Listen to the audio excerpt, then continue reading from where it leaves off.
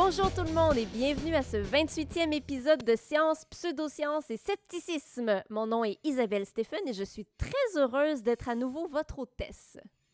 Et moi, je suis toujours Stéphane Thériault, comme d'habitude. Le paresseux, comme d'habitude. Comment ça, le paresseux? Parce que t'as dit que tu voulais prendre un break de sujets super scientifiques. Ben ouais, là, c'est vrai. Là, de temps en temps, on a quand même besoin de faire des épisodes un peu plus légers, là, sur des sujets un petit peu moins sérieux. Là. J'ai pas le droit.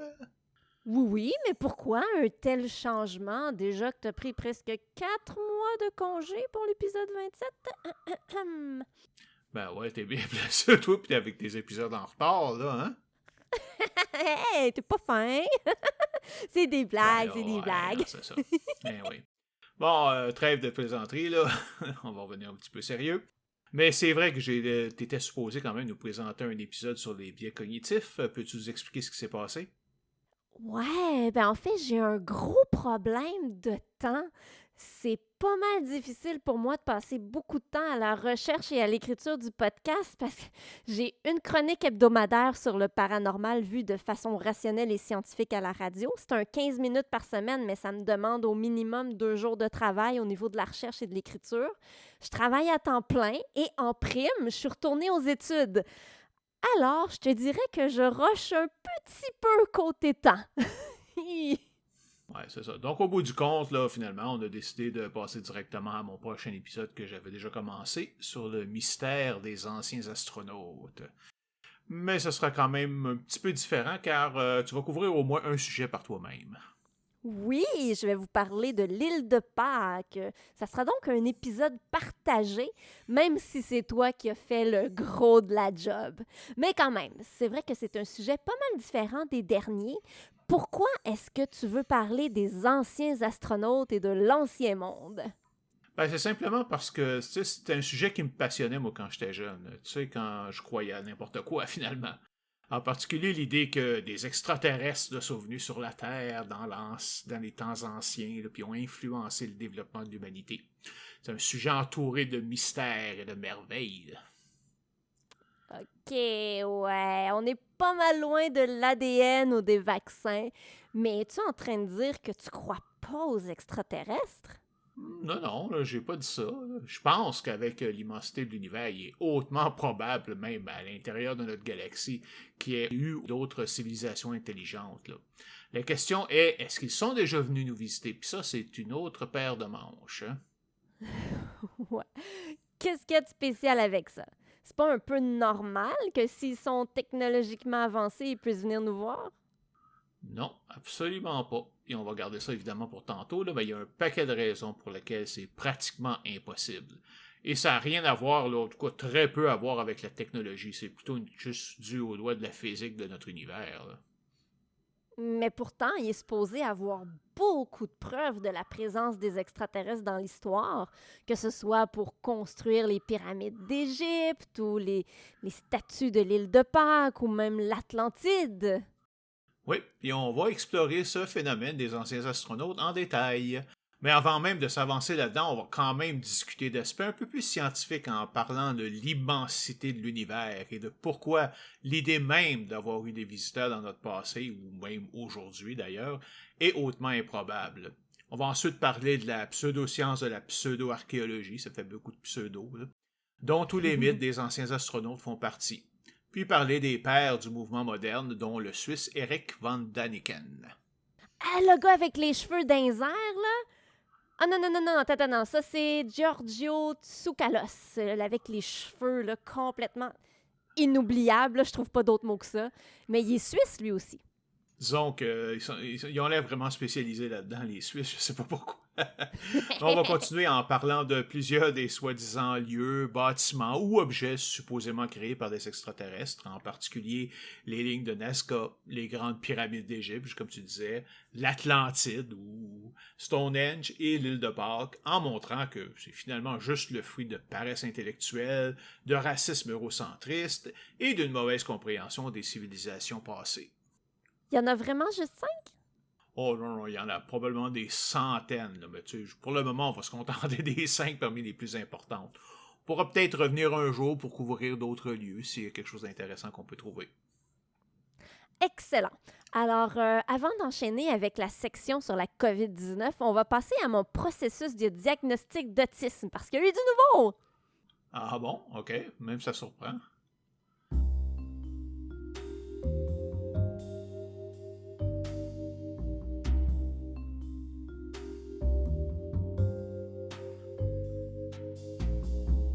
Alors, j'ai finalement eu mon rendez-vous avec un psychiatre.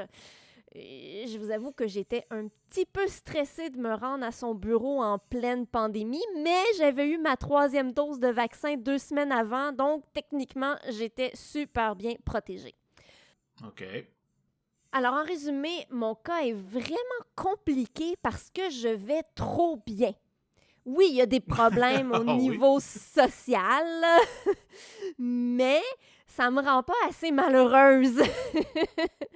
Donc, le psychiatre peut pas me faire de diagnostic d'autisme. Ça doit être fait par un neuropsychologue, mais il sait pas comment faire pour m'en faire avoir un. Puis, en tout cas, au début de la rencontre, là, il semblait pas trop enclin à croire que j'étais sous le spectre de l'autisme, mais à la fin, je dirais qu'il avait l'air pas mal plus convaincu. Par contre, on peut le comprendre dans le sens, c'est vraiment pas évident quand on rencontre la première fois. Il faut vraiment que tu l'expliques comment ça fonctionne pour toi. Ben, c'est ça. Puis, il a essayé de me convaincre que c'était pas si nécessaire que ça d'avoir un diagnostic, étant donné que, ben, je me suis adaptée puis que je vais vraiment bien. Mais moi, j'y tiens à mon diagnostic parce que je veux pas parler d'autisme sans pouvoir avoir la preuve que je le suis. Ah! Puis là, bon, il m'a dit que si j'arrive à avoir un rendez-vous avec un neuropsychologue, ça allait être très long, que j'allais être au bas complètement de la liste, étant donné que je suis pas dans une situation où j'ai besoin d'aide. Ouais, autrement dit, c'est pas la veille. Ouais. Mais là, il reste le privé. Alors, on va voir ce qui va se passer de ce côté-là.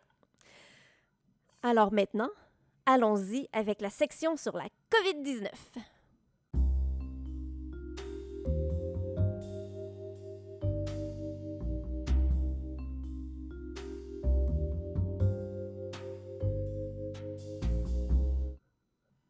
J'imagine que tu vas vouloir nous parler de la variante Omicron. Ben un peu, mais en fait, on va pas trop s'y attarder, là, car on commence à avoir fait le tour. Là, on sait comment qu'elle se comporte.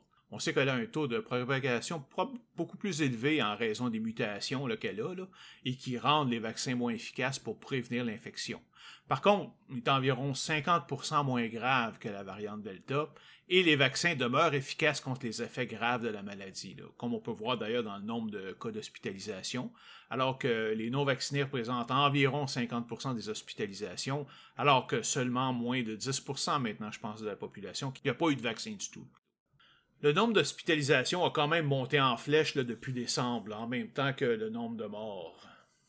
Mais quant au nombre d'infections, ben là, évidemment, on sait pas où qu'on est rendu, là, parce que là, il se trouve, on est dans le cas où les tests sont dorénavant réservés aux personnes hospitalisées et certaines catégories de travailleurs.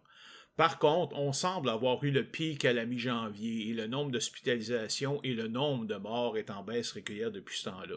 Si je regarde aujourd'hui, on est rendu à 2200 personnes hospitalisées en tout, alors qu'on était passé 3000, 3400 là, à peu près 2 semaines à peine. Là. Ben, côté du nombre d'infections, il y a eu une recherche dernièrement, puis ça serait autour de 20 000, encore 20 000 par jour. On serait encore dans ces eaux-là. Alors, je trouve que c'est quand même élevé. Mais bon, on va quand même espérer que ça continue de descendre, là. Au moins, les infections aussi virulentes, ils ont tendance à s'essouffler rapidement. Puis avec une dose de rappel, même le taux de protection contre l'infection remonte à 75 %. Il y a toutefois le petit frère d'Omicron qui fait son apparition un peu partout dans le monde. Il est maintenant au Québec et il est en train de surpasser le Omicron original dans certains pays. On ne sait pas encore si les gens infectés à l'Omicron vont être protégés contre son petit frère, ni si le vaccin va être moins efficace. On ne le sait pas. On a aussi une grosse interrogation à propos de l'Omicron et de la COVID longue et combien de temps les gens qui ont attrapé l'Omicron vont être protégés contre une prochaine infection. Il y a une étude préliminaire qui parlait d'1 mois de protection, alors que la 3e dose du vaccin serait de 50 jours. Mais on ne sait pas encore, c'est des études préliminaires. Il faut être prudent et garder ça en tête. En fait, il faut garder en tête qu'on ne le sait pas. Moi, personnellement, je ne veux pas prendre de chance, je ne veux pas l'attraper. Ouais. Par contre, il faut bien comprendre que vu que c'est une sous-variante très spécifique d'Omicron, il y a beaucoup plus de chances que les choses qui protègent contre Omicron protègent contre elle par rapport à Omicron versus Delta. Là, hein. Fait que, au moins, Il y a ça plus quand de même. chances. Mais, Ouais. et oui, mais en même temps, il ne faut pas partir en peur. Là, ça donne rien de s'en faire trop. De toute façon, on est obligé de dealer avec la situation. Fait que de s'en faire ou de rester correct, on est mieux de rester correct. Un autre point que je voudrais souligner, c'est qu'on a quand même vu des problèmes avec le gouvernement Legault dans les derniers mois. Là. Ce qui est particulièrement fatigant, c'est de les voir exprimer un point de vue ferme qui va un peu à l'encontre du consensus scientifique, puis de changer d'avis 2 jours plus tard. Là. Je sais bien que la situation change rapidement, là, mais c'est vrai que ces instructions qui changent d'un jour à l'autre là, font en sorte finalement que les gens ils savent plus trop à quoi s'attendre. De plus, l'OMS a toujours recommandé que le confinement ne soit mis en place qu'en dernier recours. Je parle pas ici de permettre les foules dans les endroits fermés, là. Mais juste le dernier couvre-feu là, qui vient de se terminer, d'ailleurs, qui a duré à peu près 3 semaines, là. Ben, pour moi, en tout cas, il me semblait inutile. Avec les, tu sais, t'avais déjà les bars, les cinémas puis les gyms qui étaient fermés. Ben, tu sais, qu'est-ce qu'on pouvait faire là, dehors après 22 heures au froid qu'on pouvait pas faire plus tôt, là? Ou le dimanche, par exemple. Tu sais, en quoi vraiment ça a aidé, hein? Ben, ça a peut-être empêché quelques jeunes à faire le party jusqu'à 2 heures du matin, là. Quelques-uns, peut-être. Ben, s'ils font le party avant 22 heures, là, je vois pas ce que les forcer à rentrer à la maison à 22 heures va y changer, là, entre nous deux. Bon, en tout cas, anyway. Mon point de vue, là, c'est surtout vient du fait qu'à mettre des règles qui sont trop restrictives pour pas grand-chose, ben, l'écœurement augmente dans la population plus que ce qu'il devrait. Puis finalement, elle a la tendance à devenir moins respectueuse des restrictions efficaces. Et il faut pas non plus oublier la révolte de nos braves camionneurs. Pour nos auditeurs et auditrices qui ne sont pas au Québec, ça fait environ 2 semaines maintenant que ce qui semble être des milliers de camions de marchandises, qu'on appelle ici des 18 roues, se sont rassemblés à Ottawa devant le Parlement canadien pour forcer le gouvernement canadien à annuler l'obligation à tous les camionneurs de se faire vacciner. Et ça a évidemment dégénéré. À peu près tous les antivax se sont mis de la partie. Et là, c'est rendu une manifestation contre toutes les mesures sanitaires. Même certains groupes demandent la démission de notre premier ministre, rien de moins. En fait, ils demandent la démission de Justin Trudeau, mais aussi de François Legault. Là. Toute la gang, je pense, probablement même les autres ministres des autres provinces. Évidemment, là. Mais tu sais, le plus ironique là-dedans, là, c'est que c'est l'Union des camionneurs eux-mêmes là, qui assistait pour la vaccination obligatoire, parce que le vaccin est nécessaire pour pouvoir entrer aux États-Unis. En fait, le syndicat est simplement contre cette manifestation. Là. Il est aussi pour la vaccination obligatoire et souligne que plus de 90% de ses membres sont déjà vaccinés. Donc, tous les camionneurs là, à la manifestation, ça représente juste au mieux 10% de la confrérie, là, tout au plus. Et ouais, ils ont été hijackés, comme on dit en bon français, Ouais, par tous les conspirationnistes. Ouais, puis ce qui est pire, là, c'est que même si le gouvernement canadien acquiesçait à leur demande, ce qu'il fera jamais, jamais, jamais, il ne peut pas se le permettre, ça ne changerait rien à tous les camionneurs qui doivent aller aux États-Unis parce que les douanes américaines, là, ils vont exiger quand même qu'ils soient vaccinés. Puis il n'y a rien que le gouvernement peut faire pour ça, là. Puis même les camionneurs non plus. Hein. Ben oui, surtout quand on sait qu'à peu près tous les camionneurs ont à un moment donné besoin d'aller aux États-Unis. Nos économies sont totalement liées. Là. Ouais, puis évidemment, ben, il y a un paquet de camionneurs à la même place comme ça, ben, ça perturbe passablement la situation, hein. Imagine la pollution des camions avec le moteur diesel allumé 24 heures par jour, le trafic complètement bouché à Ottawa, qui reste, c'est quand même une petite ville, là, donc le monde qui peut plus aller se promener, le trouble que ça cause aux marchands. Puis évidemment, il y a déjà quelques camionneurs qui se sont fait arrêter pour avoir causé des troubles avec des paquets d'infractions qui ont aussi été donnés. Tellement qu'Ottawa a dû officiellement déclarer l'état d'urgence. Mais c'est qui a organisé tout ça, là? Ben, j'ai principalement de 2 Canadiens, Tamara Litch et Benjamin Dichter. Litch est une femme de l'Ouest canadienne et membre du Western Canadian Maverick Party, un parti politique très à droite, qui réclame l'indépendance des provinces de l'Ouest du reste du Canada, ce qui est quand même un petit peu ironique. Le droit, ils veulent aussi le droit aux armes à feu, l'expansion des pipelines de pétrole de l'Alberta et le développement des ressources énergétiques de l'Ouest. Toute une écologiste, donc. Ouais, vraiment. Benjamin Dichter, lui, c'est le cofondateur de Possibly Correct, un groupe qui produit divers balados sur des sujets allant du terrorisme islamique à la philosophie et promeut, évidemment, plusieurs théories conspirationnistes et autres fausses informations sur les vaccins contre la COVID-19, entre autres. Ils ont même créé un GoFundMe qui a récolté plusieurs millions de dollars pour organiser tout ça. Ouais, pour s'en mettre plein les poches aussi, probablement. C'est possible, mais de toute façon, on ne le saura jamais car la compagnie GoFundMe, après avoir reçu des preuves de gestes illégaux et de violence qui venaient des autorités, vient de décider de ne pas verser les sommes reçues, qui étaient rendues maintenant à près de 9 millions de dollars, là, en raison de leurs règles qui interdisent le financement d'événements ou d'actions illégales ou violentes. En fait, elle avait déjà versé environ 1 million, mais ne versera pas le reste. Les donateurs peuvent maintenant demander un remboursement jusqu'au 19 février, après quoi la balance ira à des œuvres de charité. Ouais, finalement, non, ils vont rembourser les donateurs. Il n'y aura pas de dons à des charités. Ah ouais, en tout cas, moi c'est ce que je peux voir, mais même ça, tu sais, ceux qui ont demandé des petits montants, là, on va voir s'ils vont même prendre la peine de faire la demande. Anyway, c'est pas grave. Puis là, il y a une autre manifestation de ce genre, mais à Québec. Les premiers sont arrivés jeudi, le 3 février, dans la capitale. Puis là, il y en a même qui parlent de venir à Montréal. Là. Puis tout ça, là, c'est mené par notre cher Bernard Rambaud-Gauthier, qui, en plus d'être un syndicaliste qui parle comme un bûcheron, est aussi une brute et un bully. Ça va bien aller. Je suis sûr de ça. À Québec, ça s'est pas trop mal passé. Là. Les manifestations sont parties le dimanche, mais ils prévoient revenir 2 semaines plus tard. Ça veut dire que c'est dans 1 semaine là, pour un Woodstock de la liberté. Ça promet. Ouais. On verra bien, là, tu sais, je suis pas convaincu qu'il va y avoir beaucoup de monde, là. Une fois qu'ils sont retournés chez eux, là, tu sais, je pense qu'ils vont perdre leur momentum un peu, là, en tout cas, on verra. Puis en voyant que rien de ce qu'ils font va changer les choses, je pense qu'il y en a pas mal qui vont décider de rester chez eux. J'espère, mais là, le mouvement prend de l'ampleur partout au travers le monde. Là, c'est rendu en Europe, aux États-Unis. Ouais, c'est inquiétant.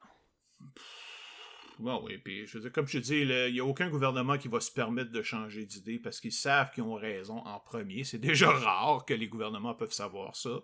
Et le fait que la grande majorité, 90% de la population, trouve que c'est une gang d'imbéciles, ils ont beau faire le bruit qu'ils veulent, là, ils vont toujours se faire abouer, je pense. Là. En tout cas, je l'espère. Hein. J'espère que t'as raison.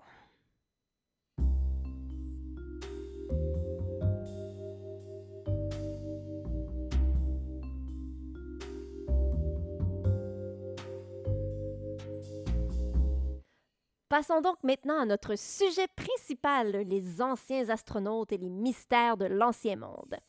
Comme d'habitude, on va commencer par une section un petit peu plus scientifique. Tu disais que tu voulais nous parler de la raison pour laquelle les extraterrestres ne sont probablement pas venus sur Terre dans le passé. Pourquoi? Mon argument principal, c'est simplement que l'univers est grand. Très grand. Énormément grand. Tellement grand qu'on est incapable de bien qu'on réaliser grand. Là. Tant que ça? Ouais, puis encore bien plus grand que ça. Tu sais, je vais essayer de vous donner une idée de l'échelle. Là.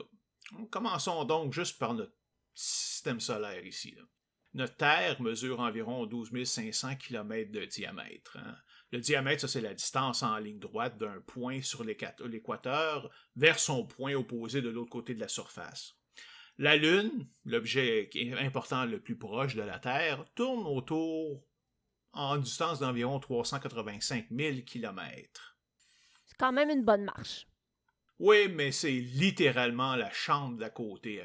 La Terre se trouve à plus de 150 millions de kilomètres du Soleil. En comparaison, la planète la plus lointaine, Neptune, se trouve à environ 4,5 milliards de kilomètres du Soleil. Ouch! Mais même ça, c'est tout proche, parce que si on veut sauter à l'étoile la plus proche, les distances deviennent tellement grandes qu'on doit carrément changer d'unité de mesure. On sait aujourd'hui que la lumière se déplace à une vitesse d'environ 300 000 km par seconde. C'est vite en titi, ça? Oui, puis en fait, il n'y a littéralement rien qui puisse aller plus vite que ça dans notre univers. C'est la vitesse absolue. Alors, on l'a utilisé pour créer une nouvelle échelle, la durée-lumière. Finalement, ça représente simplement la distance parcourue par la lumière pendant une certaine période de temps. Une minute-lumière, par exemple, c'est la distance traversée par la lumière pendant une minute. La Terre est à 8 minutes-lumière du Soleil, alors que Jupiter est à 41,7 minutes-lumière. Une heure-lumière, elle, c'est celle traversée par la lumière pendant une heure. Neptune, la plus loin, est à plus de 6,1 heures-lumière du Soleil. Et si on veut vraiment savoir le nombre de kilomètres que ça représente, on a juste à convertir la durée de temps en secondes et de multiplier le total par 300 000. Maintenant, as-tu une petite idée à quelle distance se trouve la plus proche étoile, Proxima Centauri? À 4,2 années-lumière du Soleil. Loin. Très, très, très loin. Ben ouais. Comme 4,2 ans représente 132 511 680 secondes, la distance totale avec Proxima Centauri est donc ce nombre multiplié par 300 000, donc 39 753 504 millions et des poussières de kilomètres, approximativement. C'est encore plus loin que je m'imaginais. Oui, puis on fait juste commencer encore. Notre galaxie, la Voie lactée, a un diamètre d'environ 105 000 années-lumière et contient environ 300 milliards d'étoiles. La galaxie la plus proche, Andromède, est à plus de 2 millions d'années-lumière. Quant à la grandeur de l'univers, on ne le sait pas, et on ne le saura probablement jamais. Tout ce qu'on sait, c'est que l'univers observable est de 13,8 milliards d'années-lumière, car c'est l'âge de l'univers. Et pourquoi on ne peut pas voir plus loin? Mais parce que quand on regarde un objet, on le regarde dans le passé. Si je vois la lumière de Proxima Centauri dans le ciel, comme elle est à 4,2 années-lumière de nous, ça veut dire que sa lumière a mis plus de 4,2 ans à nous atteindre. Donc je la vois telle qu'elle était, voilà 4,2 ans. Ça vaut aussi pour n'importe quel objet. Par exemple, comme le Soleil est à 8 minutes-lumière de la Terre, quand je regarde le Soleil, je le vois comme il était, voilà 8 minutes. S'il explosait aujourd'hui, maintenant, à ce moment précis, ça nous prendrait 8 minutes pour le savoir. OK, mais j'imagine que si on avait, je sais pas, un vaisseau spatial dans le coin, là, il pourrait nous prévenir à l'avance. Que je suis pas sûre de ce que ça donnerait, là. On pourrait le penser, mais non. Disons que ce vaisseau se trouve à, 2 minutes-lumière du Soleil. Donc, oui, elle va détecter l'explosion 6 minutes avant nous. Mais il n'y a physiquement aucun moyen pour elle de nous prévenir à l'avance, car rien ne va plus vite que la lumière. En fait, elle serait incapable de nous avertir, car ça voudrait dire qu'elle peut voir la lumière avant que l'explosion l'atteigne, ce qui n'est pas le cas, parce qu'elle va être atteinte en même temps que l'explosion et la lumière. Et même si elle pouvait nous envoyer une communication, par exemple en supposant que sa propre destruction n'est pas instantanée, celle-ci nous arriverait 6 minutes plus tard, donc quelques secondes après les rayons du soleil qui explosent. Wow, c'est capoté! Et c'est pour ça qu'on dit qu'un événement qui se passe quelque part dans l'univers n'existe pas pour nous tant que sa lumière ne nous est pas parvenue. Peut-être que le trou noir géant au centre de la galaxie a déjà explosé il y a plus de 50 000 ans et que la Voie lactée est en train de se déchirer, mais on ne le saura que dans 2500 ans approximativement. Jusqu'à ce moment-là, cette explosion n'existe pas pour nous. OK. Mais là, c'est quoi le rapport avec notre question sur les extraterrestres? Je vais y venir, faites-en pas. OK, je comprends que notre galaxie est immense, mais tu dis qu'elle a quand même 300 milliards d'étoiles. Chacune peut avoir de 0 à des dizaines de planètes qui tournent autour. Ça fait quand même beaucoup de possibilités là, pour que des civilisations extraterrestres se développent. Absolument. Puis c'est pour ça que je dis qu'il n'y a aucun vraiment scientifique sérieux qui pense qu'il n'y a pas de civilisation extraterrestre. D'ailleurs, en 1961, Frank Drake, un astronome et astrophysicien américain, a construit sa fameuse équation qui porte son nom et qui sert à identifier les facteurs importants qu'il faut considérer pour calculer les chances qu'une vie intelligente se soit développée dans la galaxie et dans une bande de temps précise pour qu'on puisse communiquer avec elle. Il compte les facteurs suivants. Donc, le taux moyen de formation d'étoiles dans notre galaxie, parce que c'est constant, il y a toujours de nouvelles étoiles qui se créent. La fraction de ces étoiles qui ont des planètes. Le nombre moyen de planètes qui ont le potentiel de supporter la vie, c'est-à-dire qui se trouvent juste à la bonne distance du Soleil pour être ni trop chaude ni trop froide. La proportion de ces planètes sur lesquelles la vie s'est effectivement développée. La proportion des planètes avec de la vie qui ont développé une vie intelligente et une civilisation. La proportion des civilisations qui ont développé une technologie pouvant émettre des signaux qu'on peut détecter, et la période de temps pendant laquelle cette civilisation va émettre des signaux pour qu'on soit en mesure de les détecter. Des valeurs sont ensuite attribuées à chacun de ces facteurs-là, puis on les multiplie tous ensemble, et ça nous donne un nombre de civilisations possibles. Hey, c'est super! Puis ça donne quoi? En fait, on ne le sait pas du tout. Car bien que certains facteurs soient connus, il y a plusieurs autres qui ne sont pas du tout, et on n'a franchement aucune idée comment les évaluer.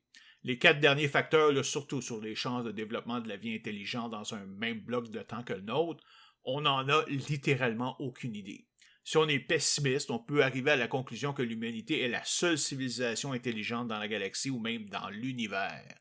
Si on est optimiste, là on peut se retrouver avec des millions de civilisations dans la Voie lactée en ce moment même.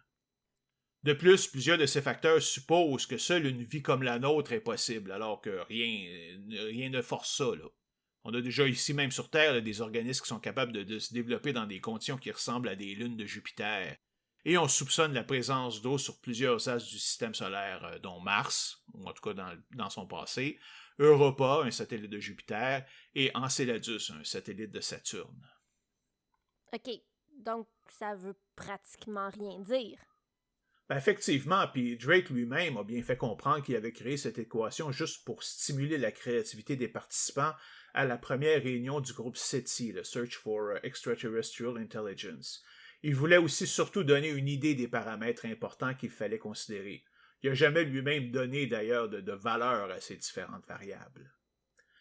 L'élément de distance est, je pense, assez facile à comprendre, mais la notion de temps, la dernière, est aussi importante et mal comprise en général. Le problème est qu'on n'a aucune idée de la durée d'une civilisation moderne capable d'émettre des signaux et de les percevoir. On n'a littéralement aucun autre exemple que la nôtre. Évidemment, on est en plein dedans, on n'est pas fini. Donc, on n'a aucune idée quand elle va se terminer. Mais avec des possibilités pour une civilisation de s'autodétruire plus sa technologie avance, il y a matière à penser que c'est peut-être pas si long que ça, du moins à l'échelle de l'univers. Mais même si on se donne, mettons, 10 000 ans, ça reste une goutte d'eau dans la vie de la Terre, qui a environ 5 milliards d'années. Si on veut être capable de communiquer avec cette civilisation, elle doit se trouver dans un rayon de 5000 années-lumière tout au plus. 5000 ans pour que notre message s'y rende, puis un autre 5000 ans pour que leur réponse soit reçue.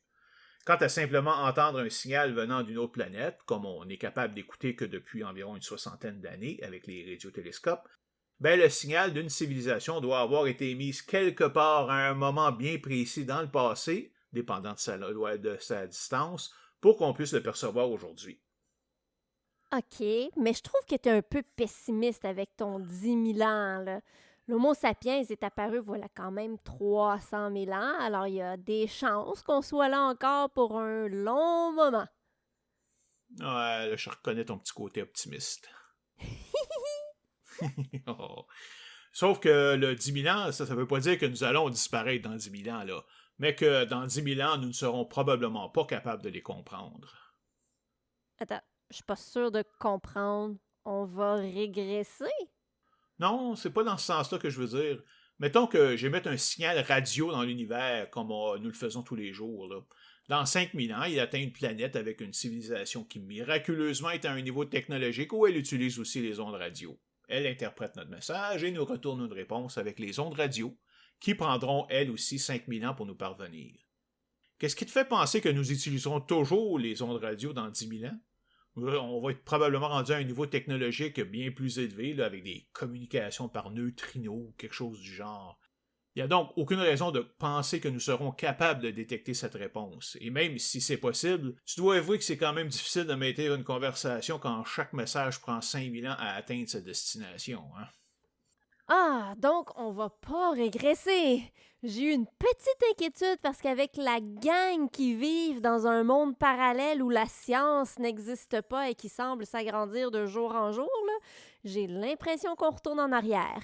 Mais oui, j'avoue que si notre technologie évolue à ce point, ben on remarquera peut-être même pas une réponse d'extraterrestres par onde radio. Là.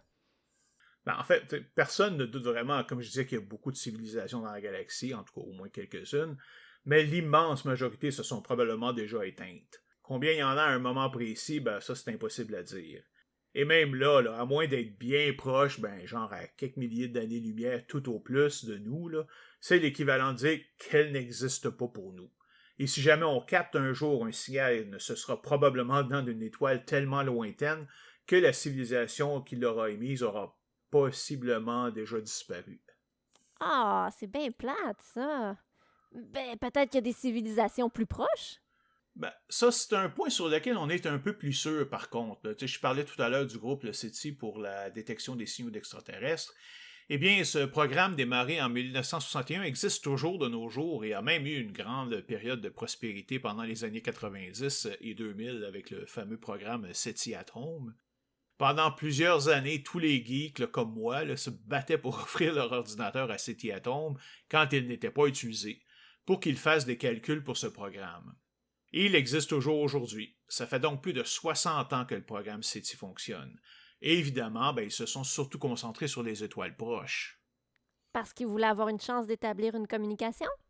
Ouais, probablement que oui. Hein. Toujours est-il qu'à ce jour, aucun signal intelligent n'a été détecté.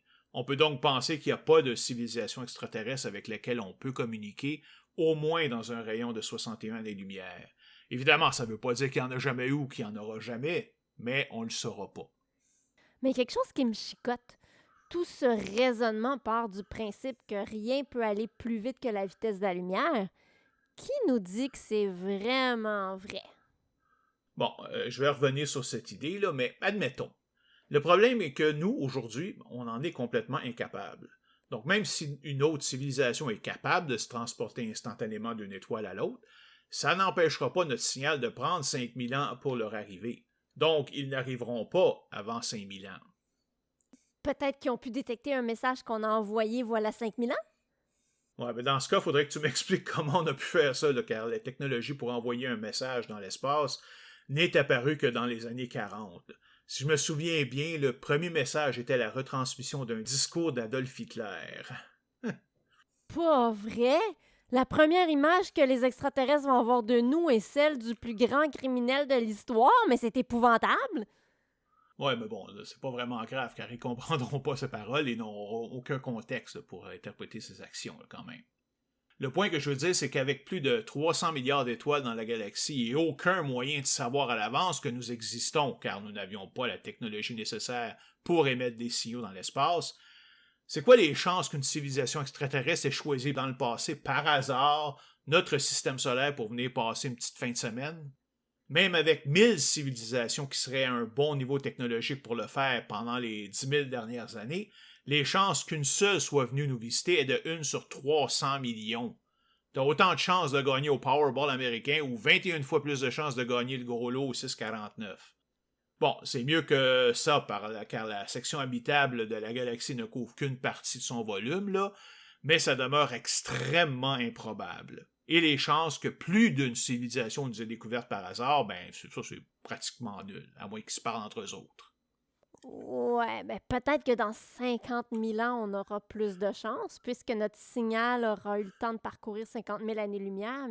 Mais comme tu disais, ben il y a bien des chances qu'on n'existe plus à ce moment-là. Mhm. Dernier point sur la possibilité de voyager plus vite que la lumière. Évidemment, c'est un artefact de la littérature, du cinéma et des émissions de science-fiction, là, parce que, bon, avouons-le, là, c'est cool là, d'avoir des extraterrestres, de visiter des planètes, etc., même s'ils nous ressemblent beaucoup. Il y a quelques types de transports plus rapides que la lumière qu'on peut y trouver, comme les Warp Drive de Star Trek, le saut en hyperespace de Star Wars Babylon 5, ou le saut instantané de la série Fondation ou de The Expanse. Mais entendons-nous, là, ils ont été simplement inventés pour l'occasion, ou sont au mieux basés sur de simples conjectures. Seuls les trous de verre de Deep Space Nine et de Farscape sont basés de façon très rudimentaire sur des théories de la physique, mais l'idée d'un trou de verre stable n'a aucune base dans la réalité. Certains mentionnent également la possibilité d'entrer dans un trou noir pour passer dans d'autres dimensions, mais premièrement, ce ne sont que de pures spéculations, et deuxièmement, tout vaisseau serait instantanément détruit par les forces gravitationnelles du trou bien avant de pouvoir y pénétrer. Donc, même si c'était possible par une manière qu'on ne comprend pas, vu que notre signal va les atteindre juste dans 5000 ans, ça ne nous aidera pas à les accueillir aujourd'hui, sauf s'ils sont capables de voyager dans le temps. En fait, il y a une hypothèse, j'appellerais même pas ça une théorie, qui dit que si on réussit à aller plus vite que la lumière, alors on va effectivement retourner dans le temps.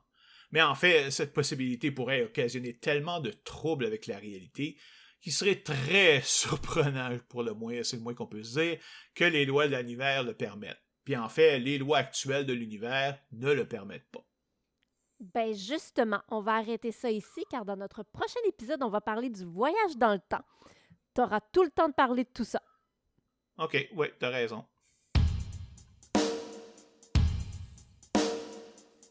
Je pense qu'on a quand même apporté plusieurs arguments intéressants pour prouver qu'il est extrêmement improbable qu'on ait eu des visites d'extraterrestres dans le passé. Pourtant, quand on regarde la popularité des missions du genre Ancient Aliens, il y en a qui semblent absolument convaincus que c'est arrivé, et même souvent.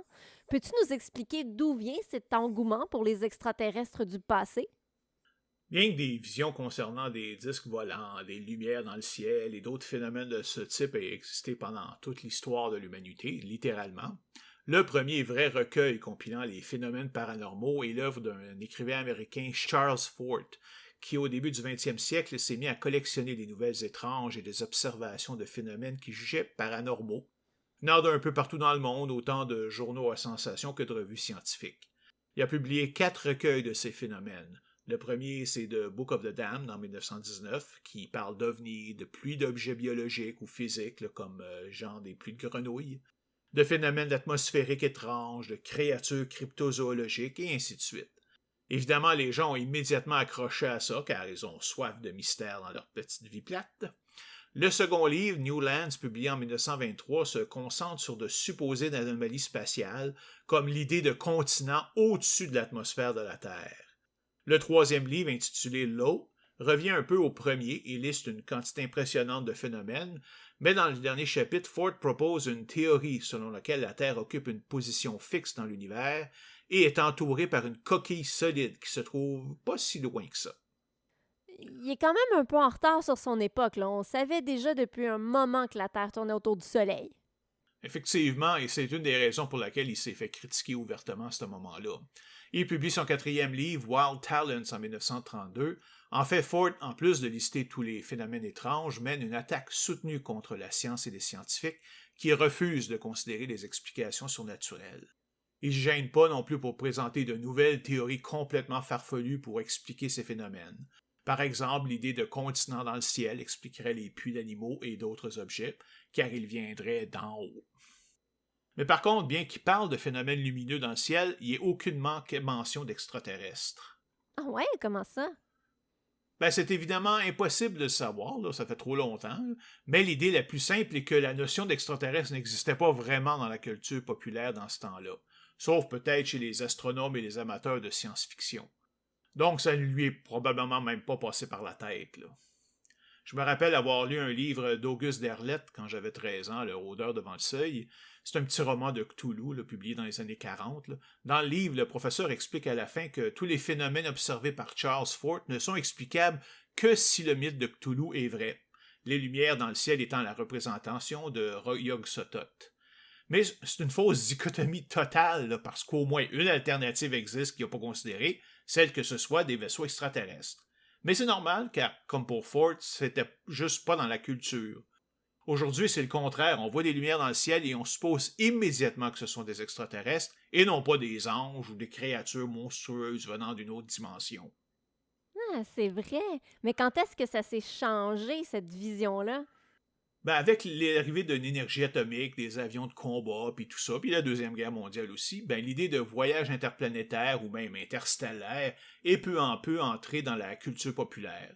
On peut noter le fameux radiothéâtre Le War of the Worlds d'Orson Welles, qui a terrorisé plusieurs contrées rurales américaines, même si, contrairement à la légende, il était régulièrement mentionné qu'il s'agissait d'un radiothéâtre.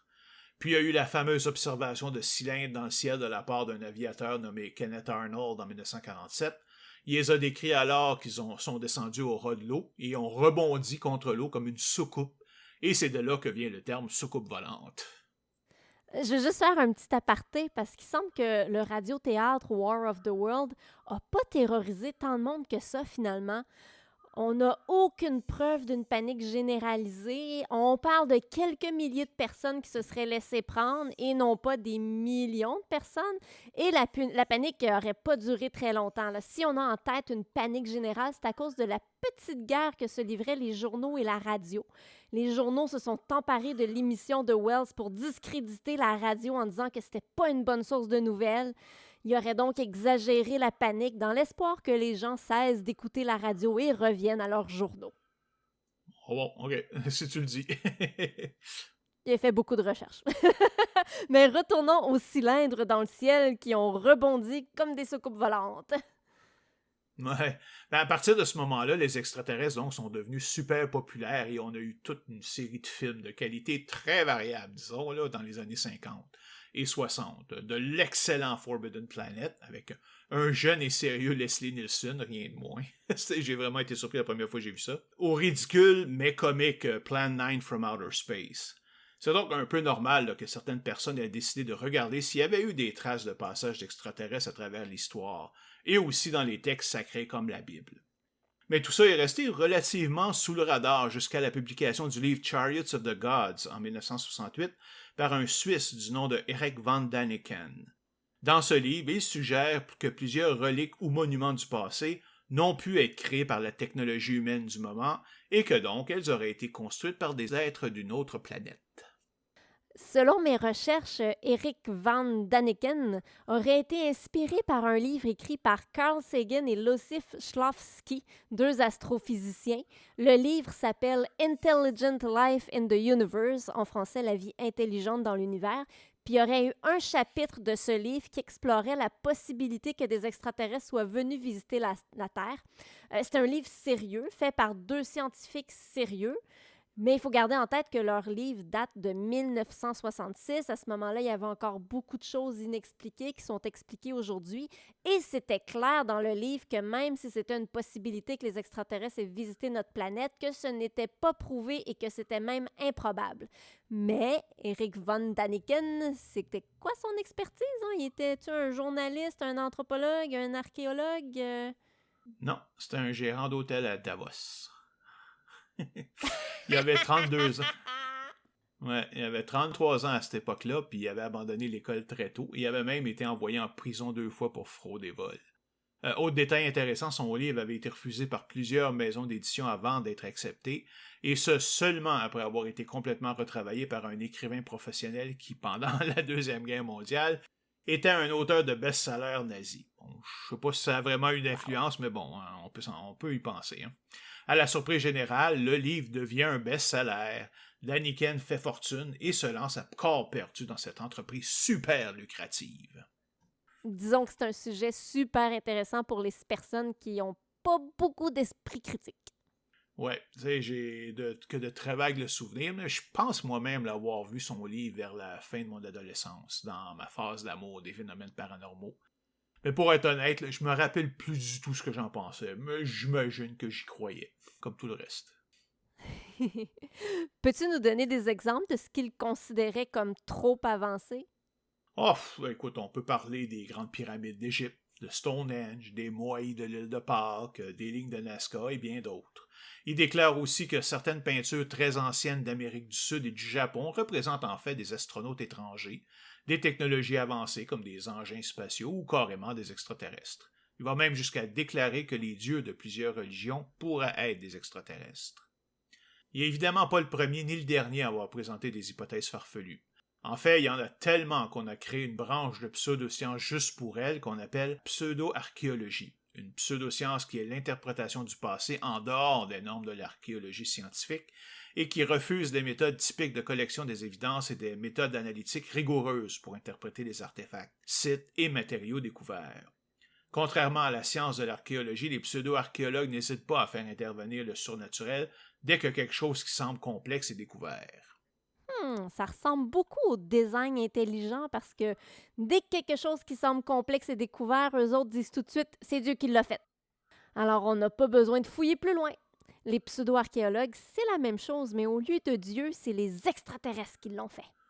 Ouais, en fait, c'est une très très bonne analogie. Hein? Et comme les E.T. sont responsables de tout, on n'a pas à fouiller plus loin, puisque ça demeurera toujours inexplicable. Une chance que les scientifiques refusent ces explications et continuent leurs recherches. Hein? Comme tu peux le supposer, les théories supportées par les pseudo-archéologues sont très diverses et souvent totalement contradictoires.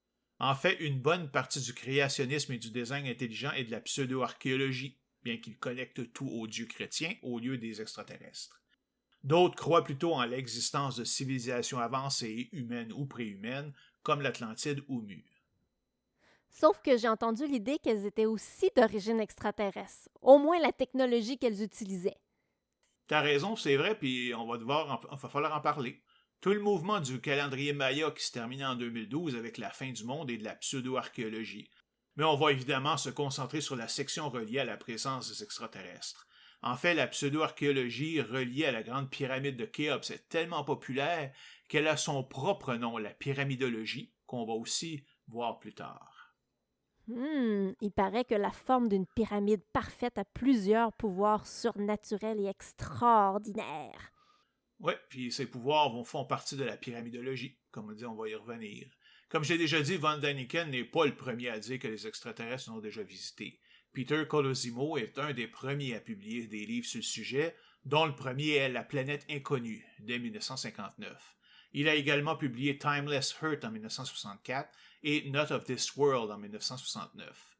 Il était également un prolifique auteur de science-fiction jusqu'à sa mort en 1984.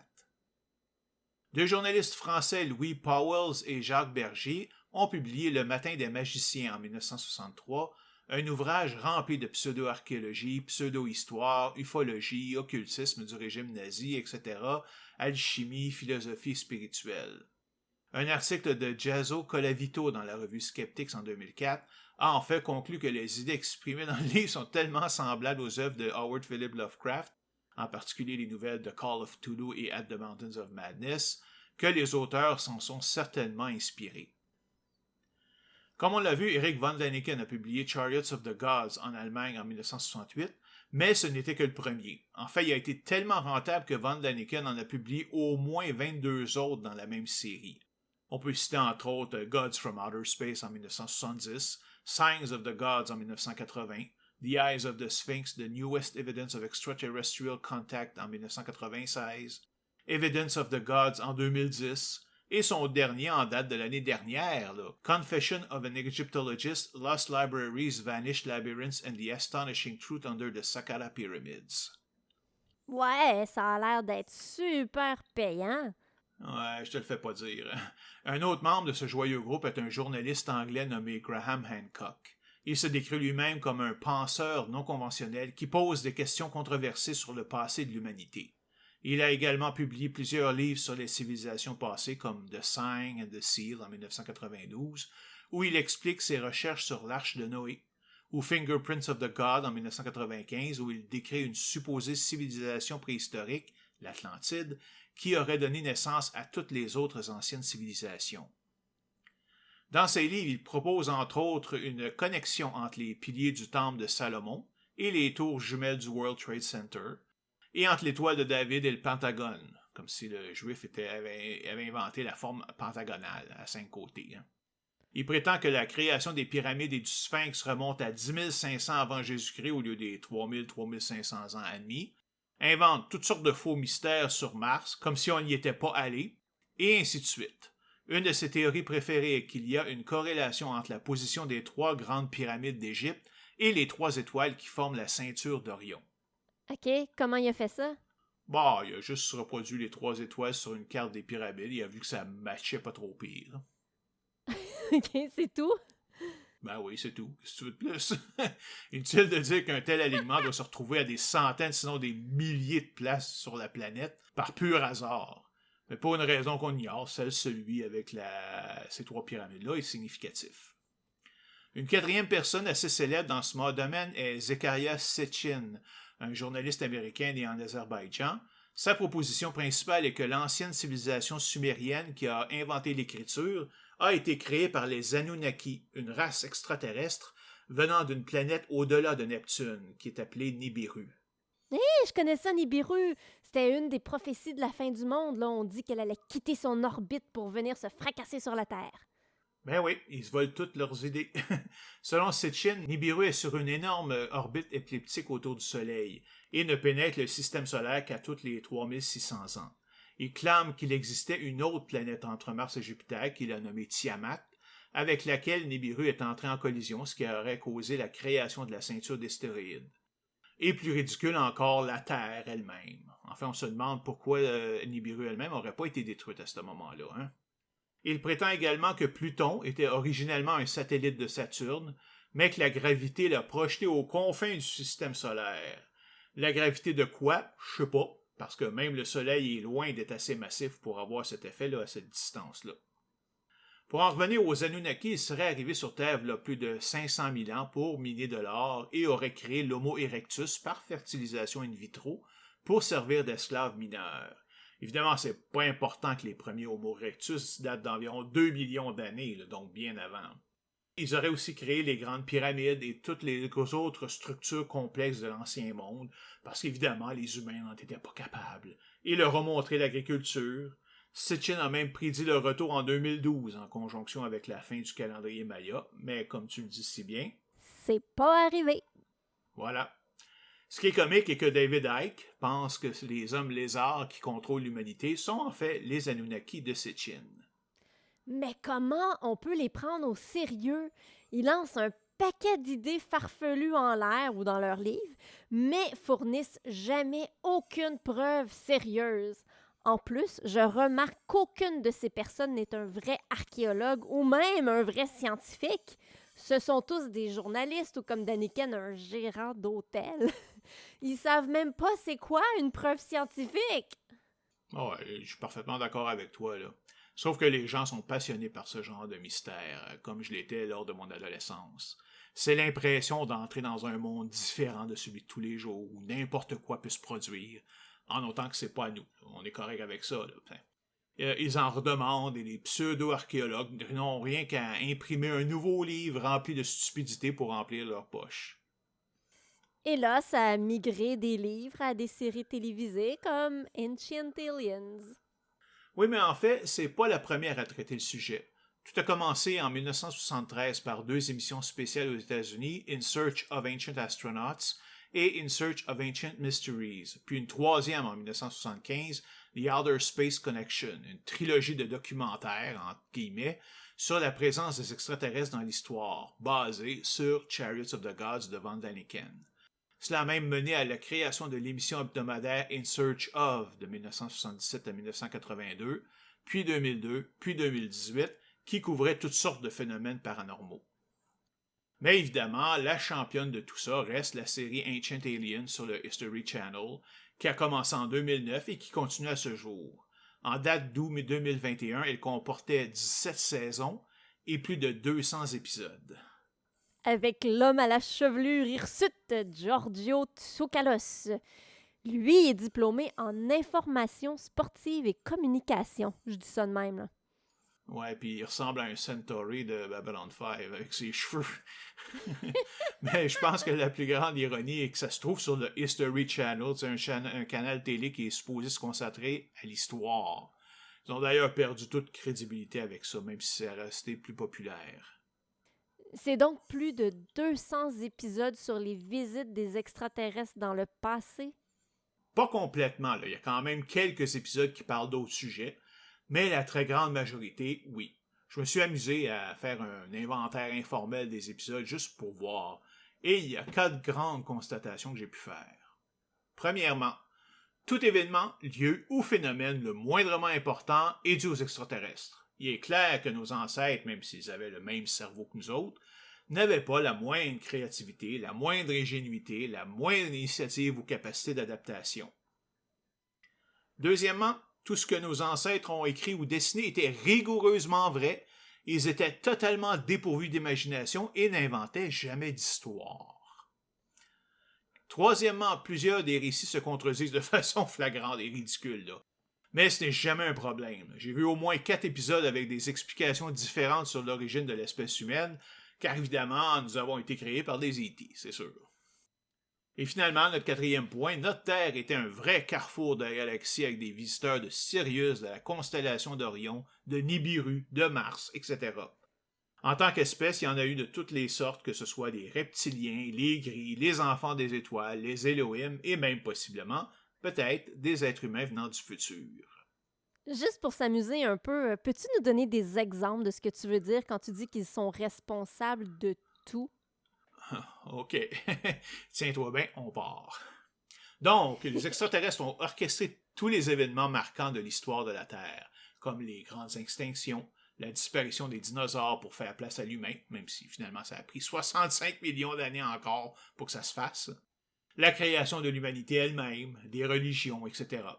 Ils sont aussi responsables de toutes les grandes épidémies, des grands désastres naturels comme le déluge, qui a évidemment jamais eu lieu, et de meurtres de masse comme Heaven's Gate et lors du Temple solaire.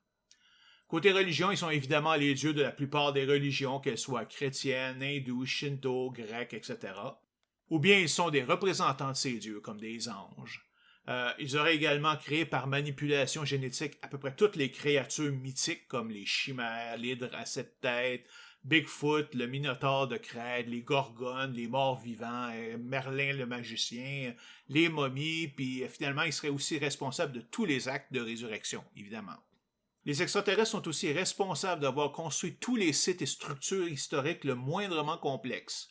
On peut parler ici des grandes pyramides d'Égypte, comme on le fait depuis le début, la civilisation de Sumer et les Anunnaki, Stonehenge, le Sphinx, les Moai de l'île de Pâques, les ruines de Sacsayhuaman, Machu Picchu, les pyramides de Teotihuacan, la plaine de Nazca et Eldorado en Amérique du Sud, les pierres de Karnak en France, le mont du Temple à Jérusalem et la pierre de Kaaba à la Mecque, les temples de Vijayanagara en Inde, Puma Punku en Bolivie, Angkor Wat au Cambodge, le Triangle des Bermudes et bien d'autres places.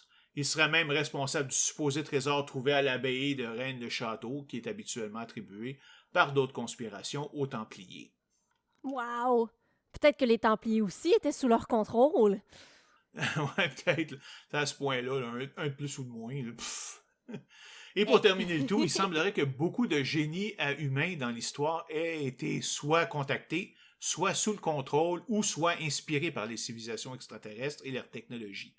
On peut compter parmi ceux-ci Albert Einstein, Nikola Tesla, Leonardo da Vinci, Moïse, qui a probablement jamais existé, Socrate, Jeanne d'Arc, plusieurs empereurs, rois et pharaons, et bien sûr les pères de la Constitution américaine, il ne faut pas les oublier. Et enfin, les E.T. seraient responsables par l'utilisation de la génétique de la naissance occasionnelle de génies, parce qu'évidemment, la nature n'est pas capable de faire ça par elle-même. Évidemment. Mais on se demande pourquoi ils ont choisi telle ou telle personne et pas une autre. T'sais, pourquoi Einstein et pas Newton ou Bohr? Pourquoi Nikola Tesla au lieu de Galilée ou Archimède? Bon, je suis sûr que si on se rend à l'épisode 300, on va certainement trouver quelqu'un qui va être convaincu qu'ils font partie de ça, inquiète-toi pas. Et pour finir, les extraterrestres seraient aussi responsables de la fondation et de la destruction de l'Atlantide et auraient prédit dans l'ancien temps la construction du Large Hadron Collider au CERN. Ouf, juste ça?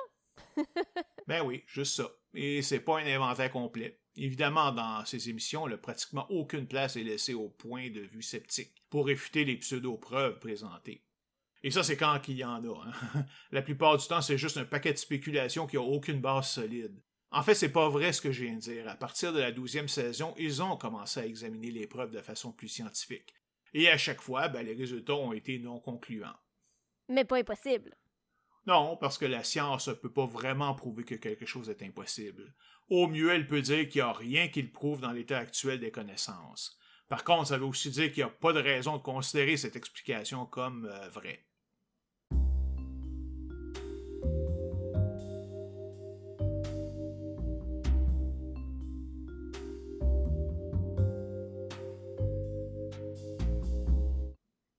Laissons tomber la gang de pseudo-archéologues parce que j'aimerais maintenant qu'on passe à la partie vraiment intéressante de l'épisode, l'examen des preuves qui prouveraient qu'on a eu la visite d'extraterrestres.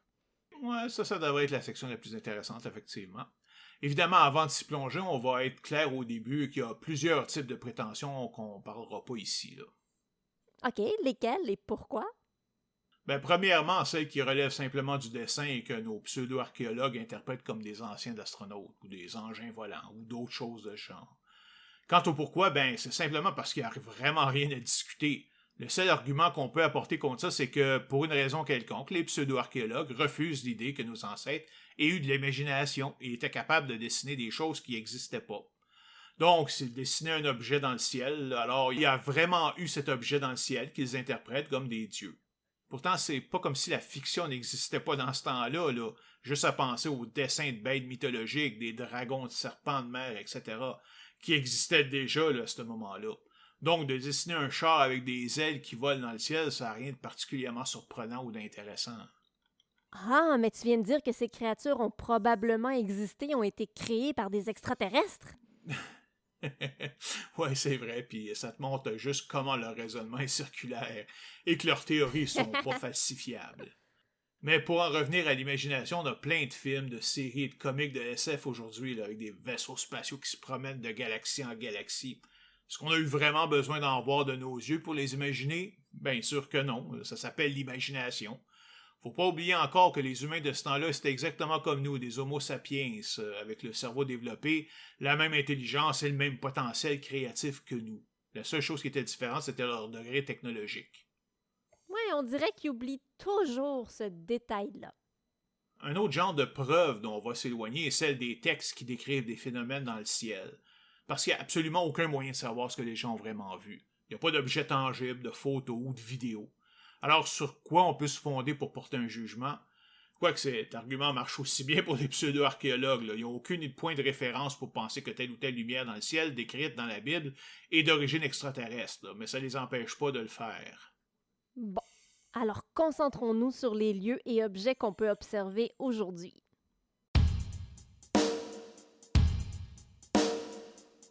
Commençons donc par les dessins du désert de Nazca. Très bien. Alors, les lignes de Nazca sont un ensemble de lignes tracées à même le sol dans le désert de Nazca au Pérou, créées entre 500 avant Jésus-Christ et 500 après.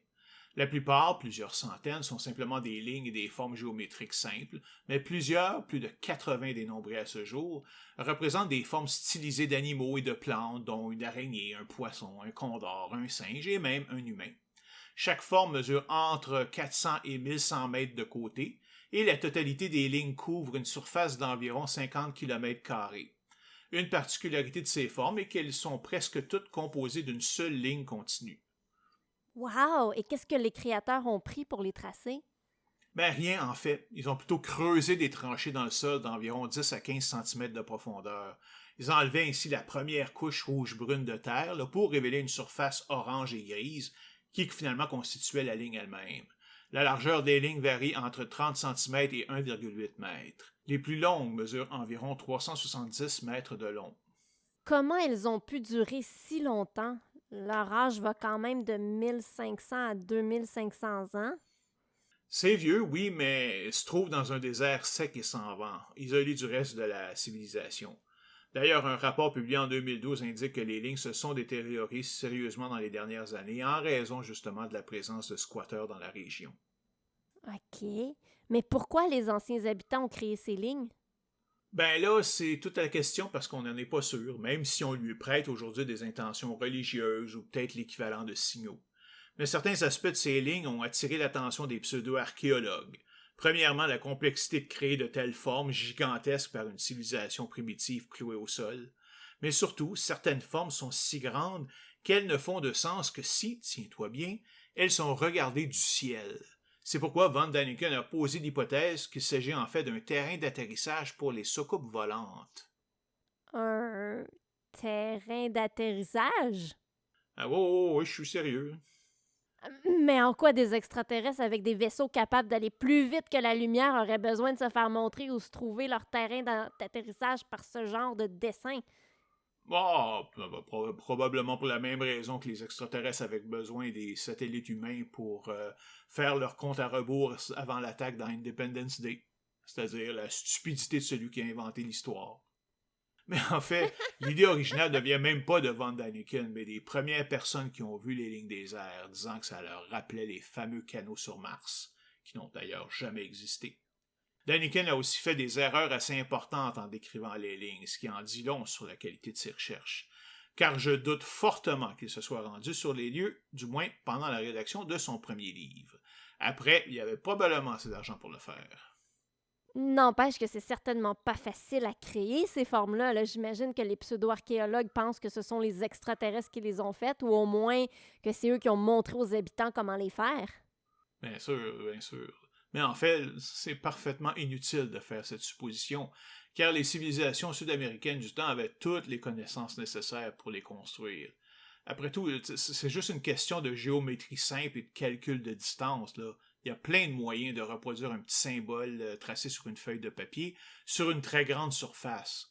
Je me souviens moi-même avoir déjà fait ça quand j'étais au primaire. Là. Je devais répliquer le dessin d'un cheval tracé sur une feuille 8,5 par 11 sur un carton d'au moins 1 mètre par 1 mètre 50, alors que j'avais aucun talent en dessin.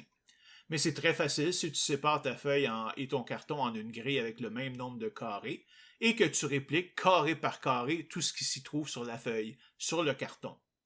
Aussi, il ne faut pas croire que les formes de Nazca sont parfaites. Là. Elles sont bien faites, oui, mais elles ne sont rien de vraiment exceptionnel. En fait, tout laisse croire qu'elles ont été créées simplement avec un système de pieux et de cordes et un peu de géométrie, car on a carrément retrouvé des pieux de bois plongés dans le sol à certains endroits. Ah ben c'est pareil comme les cercles de culture d'aujourd'hui, les crop circles, là, les grands cercles et parfois formes complexes qui sont retrouvés dans les champs. Beaucoup de gens croient que c'est l'œuvre d'extraterrestres qui viennent nous visiter, mais c'est en fait très facile à faire. En quelques heures, on peut faire une structure impressionnante. D'ailleurs, en 2018, le youtubeur français de la chaîne AstronoGeek a réalisé un cercle de culture complexe avec comme plusieurs cercles et demi-cercles dans la forme, là. C'était une forme de 40 mètres de large, 70 mètres de long qui couvrait une surface de 1200 mètres carrés. Ben, il a fait ça en 1h45 avec 5 de ses amis et il y avait zéro expérience dans le domaine. C'était leur première fois. Ouais, c'est ça. Juste en utilisant de la corde et une coupe de planche pour faire tomber aplatir les arbres, les herbes. Ça t'en dit long un peu sur la capacité de certains gens là, à faire des recherches.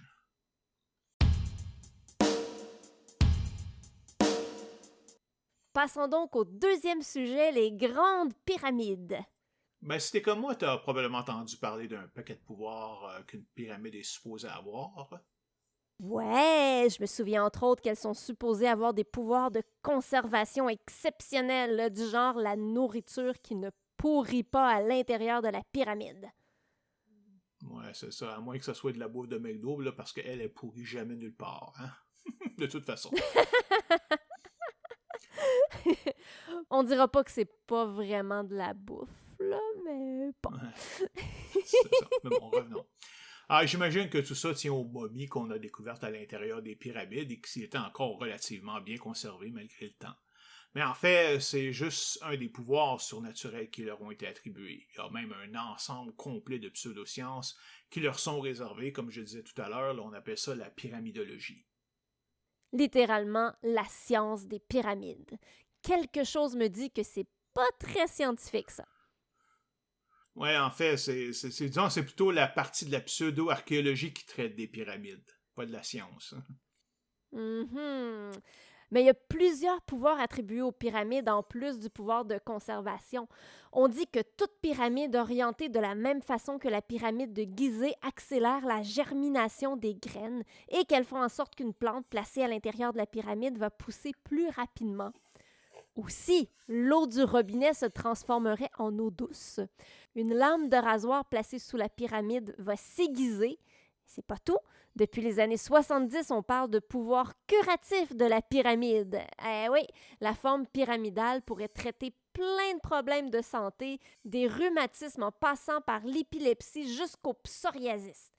Évidemment, on n'a aucune preuve scientifique de tout ça. Ouais, puis je serais bien curieux de savoir c'est quoi leur différence pour eux entre l'eau de source puis l'eau du robinet. Surtout qu'aujourd'hui qu'on le sait que souvent l'eau du robinet est plus propre. Évidemment, on n'a aucune preuve scientifique car toutes les études sérieuses ont montré que c'était juste des désillusions là, du type nouvel-âgiste. Là. Ouais. Alors, si on commençait par le commencement, parle-nous des 3 grandes pyramides d'Égypte. C'est bien de mentionner qu'on va parler de celle-là, là, car il y a plusieurs pyramides en Égypte, et même ailleurs. Il y en a même en Amérique du Sud. Une minute, étant donné qu'il n'y avait pas de contact entre l'Égypte et l'Amérique du Sud, c'est peut-être une preuve que les pyramides ont été construites par des extraterrestres à plusieurs endroits. Ouais, on pourrait peut-être y penser, mais non. Premièrement, ils n'ont pas été créés à la même époque. Les plus vieilles pyramides en Amérique du Sud datent d'environ 3000 ans, donc 1000 ans avant Jésus-Christ, alors qu'en Égypte, les premières mastabas remontent à plus de 4700 ans. De plus, si tu les compares, elles ne sont pas pareilles. Les pyramides égyptiennes qu'on connaît le plus sont dites lisses, ou du moins l'étaient initialement. Celles en Amérique du Sud sont plus comme une liste d'étages empilés les unes sur les autres, chaque étage plus petit que celui d'en dessous. Ben, comme la pyramide est probablement une des formes les plus stables qui soit, vous pensez-y un petit peu là, à quel point c'est stable par nature, ben, c'est pas étonnant que plusieurs cultures l'aient adoptée. OK. On va donc se concentrer sur celles d'Égypte et surtout des 3 pyramides de Gizeh. Peux-tu nous parler de leur histoire? Ah, bien sûr, les premières pyramides d'Égypte, comme on l'a dit avant, sont des mastabas. Ce sont littéralement des pyramides à 2 étages, dont le deuxième étage est plus petit que le premier. Avec l'ajout de plus d'étages, ben, elles sont devenues des pyramides à degrés. La première et la plus connue est la pyramide de Djéser à Saqqara, construite environ 2700 ans avant Jésus-Christ, et dont l'architecte était Imhotep. Oh non, pas lui! Non, dis pas ça comme ça, là, tu vas mélanger tout le monde. Hey, Imhotep, là, c'est un menteur et un manipulateur. Bon, du moins le personnage d'Imhotep dans notre jeu de rôle Crépuscule Galactique, là, il a fait croire plein de choses à mon personnage, mais finalement, il voulait juste l'utiliser pour revenir à la vie et pour devenir le maître du monde. En gros, là, c'est ça. Ben, évidemment, le vrai Imhotep était enfin un génie. C'était le père de la médecine, un grand prêtre, architecte, etc. Il est le premier humain à avoir été élevé au rang de Dieu de son vivant. Parce qu'oubliez pas, les pharaons, eux autres, ça comptait pas, parce qu'ils étaient, par nature, déjà des créatures divines de naissance. Anyway, le troisième type de pyramide est celui de la pyramide rhomboïdale. Celle-là est un petit pas facile à décrire sans image. Là. Ben, imaginez une pyramide régulière lisse, là, comme on les connaît, mais à mi-hauteur, les murs s'inclinent encore plus tout d'un coup, tout ensemble, et ils se rencontrent donc aux 3/4 de la hauteur à laquelle ils devraient se rencontrer s'ils étaient régulières. Après ça, il y a le prochain type de pyramide, c'est le plus connu, celui de la pyramide à face lisse, là, comme celle de Gizeh vers 2500 avant Jésus-Christ.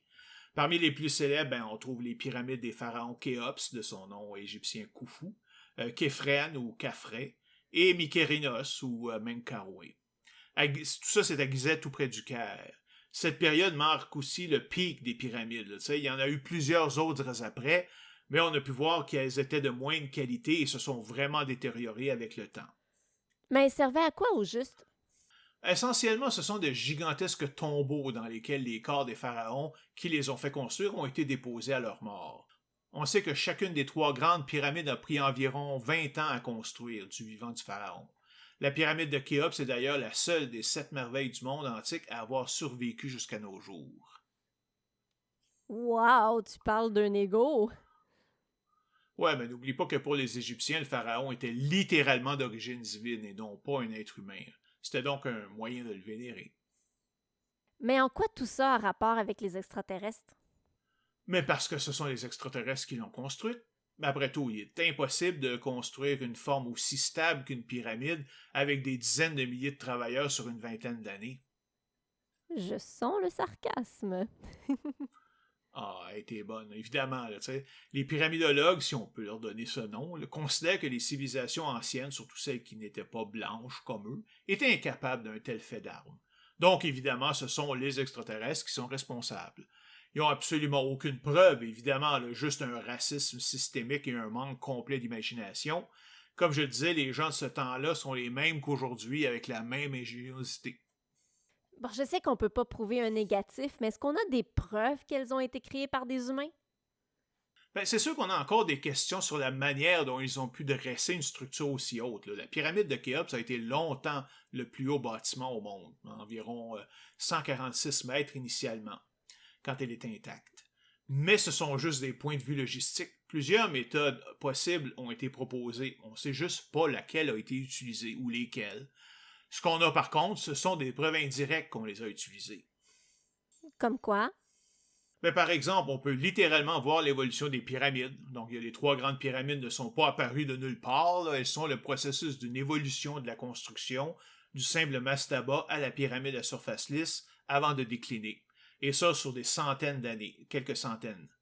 De plus, il y a beaucoup de traces de pyramides qui, bien que la forme pyramidale soit à peu près la forme la plus stable qui soit, se sont effondrées parce qu'elles étaient mal faites. Ça me fait juste penser à l'évolution de la construction des gratte-ciels aujourd'hui. Il n'existait même pas il y a 200 ans. Est-ce qu'on en a aujourd'hui parce que les extraterrestres nous les ont construits ou pour nous, ou nous ont donné la recette? Ou simplement parce qu'on a pu développer suffisamment notre connaissance pour pouvoir les construire? Eh ouais. Avant la construction de la grande pyramide de Gizeh, ça faisait au moins 100 ans qu'il y avait de la recherche et du développement dans la construction de pyramides. Ils ont eu de la pratique. Mais j'ai lu que la pyramide de Khéops a plusieurs caractéristiques liées à la numérologie. Ben ouais, j'ai eu ça moi aussi. Un paquet de gens qui font un paquet de calculs pour trouver que le volume de la pyramide est presque égal à pi fois le millionième de la distance entre la Terre et la Lune, ou autre connerie de ce genre. Premièrement, ces chiffres, par eux-mêmes, ça ne veut absolument rien dire. Puis en plus, le moindrement qu'on fouille, on va trouver plein de soi-disant relations de ce type-là, entre n'importe quelle paire d'objets dans l'univers, simplement parce que le nombre de relations possibles entre deux objets est simplement infini vraiment. Il y en a, c'est sûr, donc on finit par trouver quelque chose qui va fitter là, comme il faut. Là. Alors, concentrons-nous sur les supposées preuves qu'elles ont été construites par des extraterrestres. Et là, on est chanceux car von Daniken lui-même a proclamé un paquet de choses sur les grandes pyramides dans Chariots of the Gods. La première est que les Égyptiens n'avaient pas d'outils assez évolués pour la construire. On se demande pourquoi, car manipuler des pierres, même lourdes, n'a rien de sorcier. Là. Il est vrai qu'on ne connaît pas aujourd'hui exactement les méthodes de construction utilisées, ainsi que les outils pour les accomplir, mais on a quand même trouvé des traces de l'utilisation de ces outils-là dans les carrières avoisinantes. De plus, comme on l'a déjà dit plus tôt, plusieurs suggestions d'outils ont déjà été proposées par les archéologues. On ne sait juste pas lesquels sont les bons. Très bien. Qu'est-ce qu'il y a dit d'autre? Ils prétendent qu'il n'y a aucune trace des 10 000 à 100 000 travailleurs qui auraient supposément travaillé sur la pyramide. Mais c'est complètement faux encore. On a retrouvé des maisons où les travailleurs auraient demeuré, avec même des boulangeries, puis un système d'égout, des marchands, etc. Il y a même des documents qui documentent différentes tâches à faire, comme combien de gens ça prend pour hisser une pierre d'un étage, et l'organisation du travail. Des graffitis même dans la chambre supérieure de la pyramide de Khéops montrent que le chantier était organisé en équipes de 2000 ouvriers, séparés en deux groupes de 1000, eux-mêmes séparés en 5 tribus de 200, séparés à leur tour en 10 équipes de 20 par spécialité. On a aussi longtemps pensé que les travailleurs étaient tous des esclaves, mais en fait, des documents montrent que la plupart des travailleurs étaient de simples gens rémunérés qui venaient travailler une fois les récoltes terminées. Von Daniken prétend ensuite que 20 ans n'auraient pas suffi pour couper les 2-3 millions de blocs de pierre nécessaires à sa construction et de les transporter à la pyramide. Encore une fois, c'est du n'importe quoi, car il n'y a rien sur quoi baser cette affirmation. Il ne sait même pas combien de travailleurs les constructeurs disposaient. Bien sûr, transporter un bloc de plusieurs tonnes, c'est pas facile, là, on s'entend, mais deux méthodes peuvent avoir été utilisées, la bonne vieille méthode de les faire rouler sur des billots de pierre, et l'utilisation de traîneaux glissants sur de la graisse animale. Pénible et long, oui, bien sûr, mais avec des dizaines de milliers de travailleurs sur 20 ans, il n'y a rien d'impossible là-dedans. De plus, on a retrouvé en 2013 dans certaines carrières des documents indiquant des livraisons de pierres pour la pyramide de Khéops. En fait, un calcul montre que pour installer tous les blocs sur une période de 23 ans, qui est la durée à peu près exacte de la construction de Khéops, il a fallu poser 340 blocs par jour, à raison de 10 heures par jour, pour 10 000 hommes, ce qui correspond quand même à un bloc de toutes les 2 minutes. C'est beaucoup, oui, mais encore une fois, ça n'a rien d'extraordinaire avec une bonne organisation. Eh ben, ça va pas bien pour Von Daniken. Ouais, rappelle-toi, là, ce gars n'a absolument aucune formation en archéologie, c'est un gestionnaire d'hôtel. Et ça va pas aller en s'améliorant, car sa prochaine prétention est que les pyramides sont apparues soudainement, avec une forme parfaite, donc relève d'une connaissance complète, qui a été impartie aux Égyptiens par les extraterrestres. Sauf que c'est pas vrai. Comme tu viens juste de dire, on a trouvé des pyramides différentes et plus vieilles, comme les mastabas ou la pyramide rhomboïdale. Ils avaient de la pratique. Oui, puis aussi des pyramides mal construites qui se sont effondrées. Donc, c'est un autre exemple de mensonge grossier par le Von Daniken. Il aurait juste à savoir si c'est un mensonge par ignorance ou s'il a délibérément menti par pur sensationnalisme. Finalement, De Von Daniken prétend que l'alignement des arêtes de la pyramide avec le vrai nord, qui est réel, d'ailleurs, soit dit en passant, est simplement impossible sans la technologie avancée des extraterrestres. Mais encore une fois, c'est qu'une preuve de son ignorance et de son racisme, car les Égyptiens disposaient d'un outil, le Merket, qui leur permettait de trouver le nord en utilisant l'étoile polaire et d'autres étoiles du ciel. Donc, en fait, l'astronomie était particulièrement importante pour les Égyptiens pour suivre les saisons, surtout en raison des crues du Nil, qui étaient si importantes pour eux. J'aimerais vraiment savoir si Von Daniken est ignorant ou s'il est très au courant et qu'il fait ça juste pour l'argent. Je suis pas sûr pour le premier, mais je pense que la réponse est évidente pour le deuxième.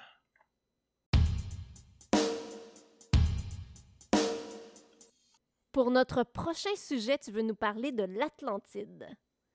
Et effectivement. Donc, contrairement à bien d'autres mystères, celui de l'Atlantide est très vieux, c'est-à-dire qu'il y avait des questions sur son existence dès les premières mentions en 360 avant Jésus-Christ. Évidemment, le concept de vie extraterrestre n'existait pas à cette époque-là, donc ils ne sont pas mentionnés dans le mythe initial. Ce n'est que depuis les années 50-60 que certains pseudo-archéologues ont mentionné que les habitants des Atlantis pourraient être des extraterrestres. Alors, commençons par le début. Où et quand c'est apparu?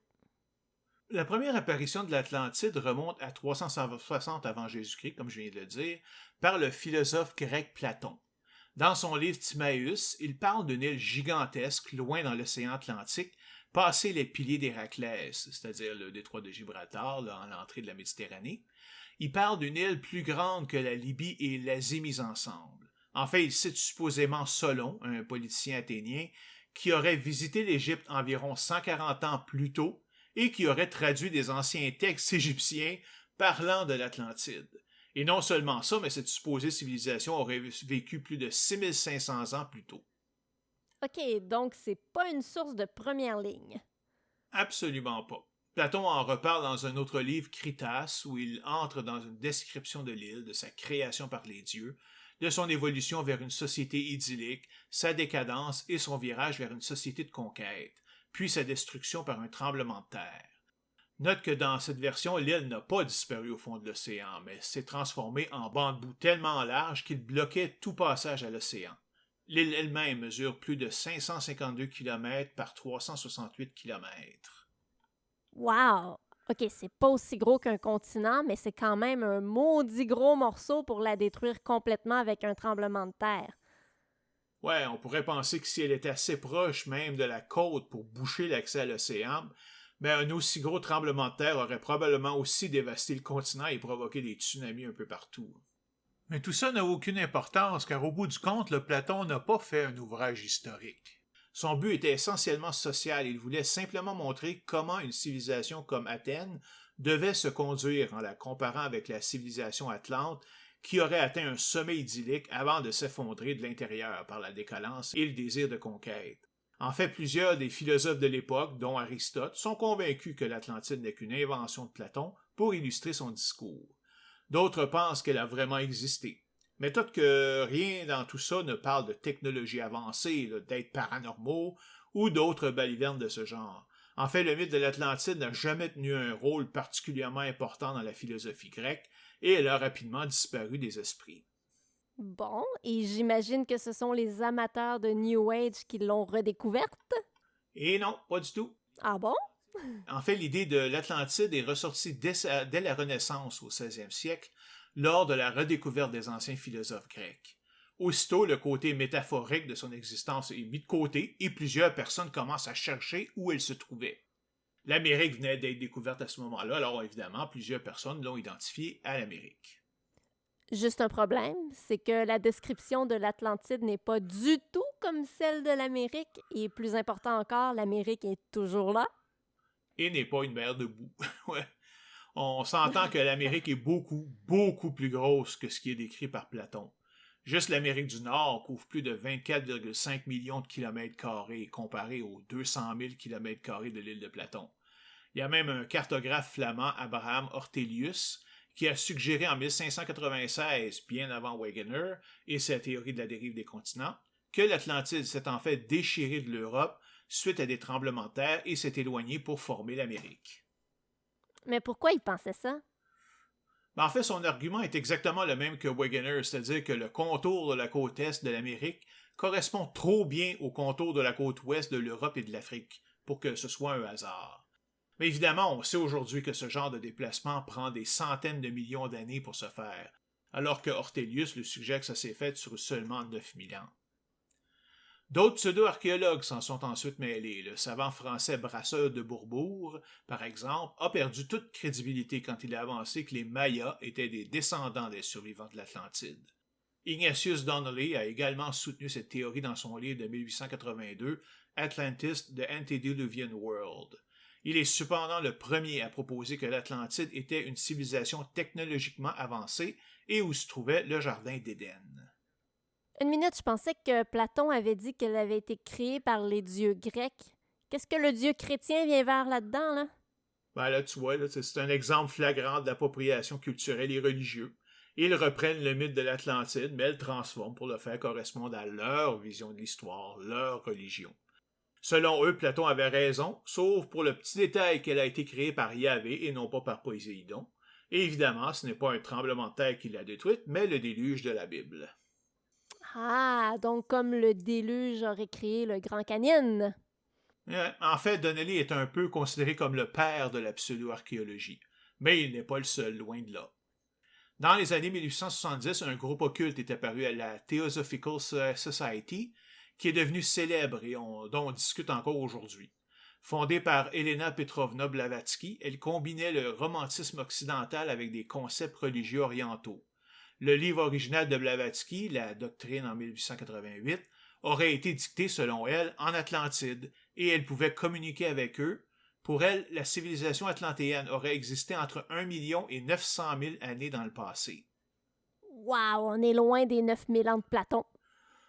Non seulement ça, mais alors que Platon les présentait comme des méchants, des exemples à ne pas suivre pour les Athéniens, Blavatsky les présente comme des héros dont la civilisation aurait été détruite par des conflits internes causés par l'usage dangereux de pouvoirs psychiques et surnaturels. Selon elle, l'île que décrit Platon n'était qu'un fragment du continent formant l'Atlantide. Ce continent serait en fait le 4e continent de la Terre, précédé par la Lémurie, un continent disparu supposément situé dans l'océan Indien, l'Hyperborée, le continent nordique mythique des géants et de la race aryenne, et le continent polaire, qui n'existe pas car l'Arctique n'est constitué que de glace et n'a donc pas de terre ferme. Ça va mal pour elle. Finalement, l'Atlantide a été connectée par un astronome du 18e siècle, Jean-Sylvain Bailly, au continent légendaire d'Hyperborée, supposément situé bien au nord et habité par une race de géants.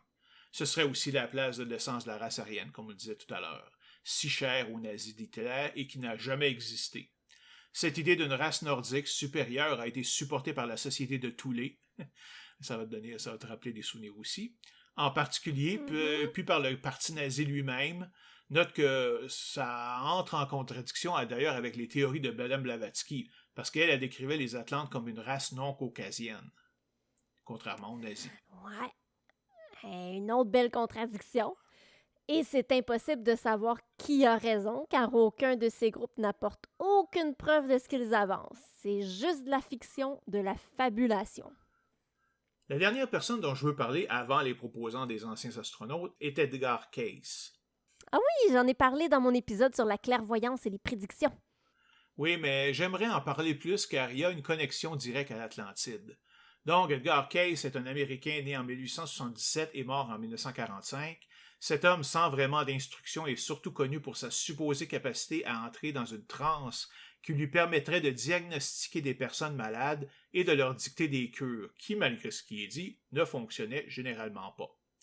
Mais ce qui nous intéresse, c'est que, selon Cayce, ses connaissances viendraient d'un Atlante mort depuis plusieurs milliers d'années, mais avec qui il serait capable de communiquer. C'est pour ça qu'il a également pu donner de longues descriptions de l'Atlantide et est un peu responsable de la manière dont on la conçoit aujourd'hui. Peut-être que même s'il était un mauvais prédicateur et un mauvais guérisseur, il avait un talent. Ça m'étonnerait beaucoup parce que plusieurs des révélations de l'Atlantide qu'il nous a rapportées sont simplement fausses, on le sait aujourd'hui. Par exemple, il déclare qu'il n'y a pas une mais 5 races humaines différentes, blanches, noires, rouges, brunes et jaunes, et qu'elles ont été créées séparément mais simultanément sur différentes parties de la Terre. On sait aujourd'hui que c'est faux. Premièrement, les différences entre les races sont presque essentiellement cosmétiques. Nous partageons tous le même ADN, et l'anthropologie nous montre bien que les humains sont apparus en Afrique en premier et se sont ensuite dispersés sur quelques centaines de milliers d'années un peu partout dans le monde. Selon Cayce, des géants de 12 pieds de haut, un peu moins de 4 mètres, là, ont existé et sont le produit d'entités de l'âme et d'animaux. Évidemment, on n'a jamais trouvé de traces de ces géants. Il a également déclaré que plusieurs des personnes qui l'auraient guéri étaient des réincarnations d'anciens Atlantes et qu'il prenait ces connaissances de leur mémoire collective qu'il appelait les annales akashiques et qui sont supposées enregistrer tous les événements du monde. Mais c'est quoi l'intérêt de l'Atlantide? Qu'est-ce qu'elle a de spécial pour qu'on s'y intéresse tant? En fait, la version originale de Platon n'a rien de spécial et c'est pour ça qu'elle a été rapidement oubliée. Depuis sa redécouverte, il y a plein de spéculations sur sa position et les habilités de ses habitants. Bon, je sais qu'aujourd'hui, on la place un peu partout et souvent sur des lieux connus, mais ça n'a aucun sens. En fait, la seule manière dont elle aurait pu exister, de la manière décrite, est si elle était vraiment une île qui aurait complètement disparu au fond de l'océan. Sinon, il y aurait eu des traces, là. Certains ont supposé sa présence, par exemple, en Amérique, ou qu'elle est en fait l'île de Santorini en Grèce, que j'ai visité moi-même et qui est absolument magnifique avec ses maisons en flanc de montagne. Là. Peut être l'île de Sicile ou de Chypre, etc. Mais le problème est qu'on connaît ces civilisations et n'avaient absolument rien de surnaturel. En tout cas, pas à ce qu'on a pu voir. Mais est-ce qu'elle aurait pu être dans l'océan Atlantique? Il me semble que c'est la place évidente. À première vue, oui, on pourrait y penser, mais en fait, on sait aujourd'hui que c'est pas possible. Avec la théorie de la tectonique des plaques et de la dérive des continents de Wegener, qui a été confirmée de multiples façons, nous savons aujourd'hui que la surface de la Terre est brisée en une série de gigantesques plaques tectoniques qui se déplacent très lentement, environ quelques centimètres par année. Nous savons aussi que les régions géologiques très actives sur la planète sont causées par la rencontre de deux plaques qui embarquent une sur l'autre, ce qui explique la présence de volcans, de tremblements de terre et de la création de chaînes de montagnes. On connaît aussi très bien la délimitation de ces plaques, où elles commencent, où elles finissent. Et sais-tu quoi? Quoi? Il n'y a simplement aucun trou dans ces plaques qui pourrait permettre la disparition d'une île de la grandeur de l'Atlantide. Là, des centaines de millions d'années, il n'y avait qu'un seul continent, la Pangée. C'est ensuite brisé en plusieurs morceaux ou plaques, qui se sont éloignés avec le temps. Ça explique pourquoi les continents ressemblent à des morceaux de puzzle qui se sont détachés. Rapproche-les les uns des autres et tu verras les formes des côtes s'imbriquer les unes dans les autres. Et si tu fais ça, tu verras qu'il n'y a aucun trou de 200 000 km² où l'Atlantide aurait pu être localisée. Bon, revenons au temps moderne. Avec toutes ces idées, c'est facile de voir comment les amateurs d'anciens astronautes ont pu penser que l'Atlantide était d'origine extraterrestre quand même. Puis évidemment, c'est du bonbon là, pour eux autres. Là. Tous les pouvoirs surnaturels évoqués par Blavatsky et Cayce sont simplement devenus des technologies avancées. Comme disait Arthur C. Clarke, là, toute technologie très avancée est identique à de la magie. Et là, c'est encore plus facile pour eux, car comme il n'y a aucune trace de l'Atlantide nulle part, on peut même pas les contredire. Avec les lignes de Nazca, on peut aller les examiner et montrer pourquoi Daniken dit des conneries, mais avec l'Atlantide, on peut même pas le faire. Ils peuvent donc dire littéralement n'importe quoi. Ouais, puis ça, c'est un autre problème. Daniken a écrit un livre à ce sujet, Atlantis, Men and Monsters, dans sa série The Gods from Outer Space, mais j'ai jamais réussi à trouver une description du livre en ligne, là. La mini-série In Search of Aliens, faite en 2014, consacre son premier épisode à l'Atlantide et propose une origine extraterrestre. Mais quelque chose d'encore pire est que datant du début du 20e siècle, plusieurs suprémacistes blancs et néo-nazis associent maintenant l'Atlantide à une supposée supériorité de la race blanche, ce qui est, excusez-moi l'expression, de la merde pseudo-scientifique et raciste. On parle évidemment des nazis, mais aussi des néo-nazis, suprémacistes blancs modernes qu'on voit toujours aujourd'hui. Hein? Franchement, on peut toujours compter sur eux pour pervertir même les légendes pour haïr les autres. Ah.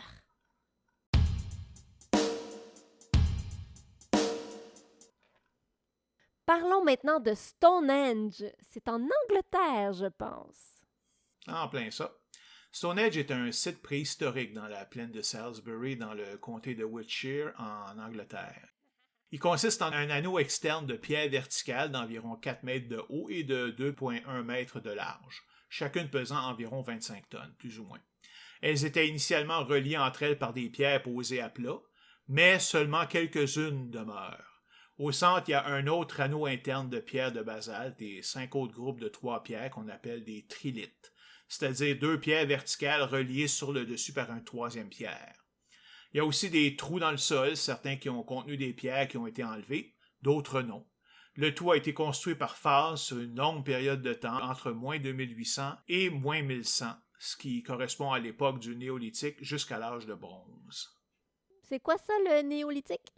C'est la période juste avant l'invention de l'écriture, là, correspondant à l'invention de l'agriculture. C'est la période qui a vu l'apparition de la vie sédentaire avec l'établissement des fermes, le village et les villes. L'âge de bronze, elle, ça correspond à la Grèce antique, là, l'Iliade et tout ça. Là. Ah, je savais pas que l'écriture était arrivée si tard.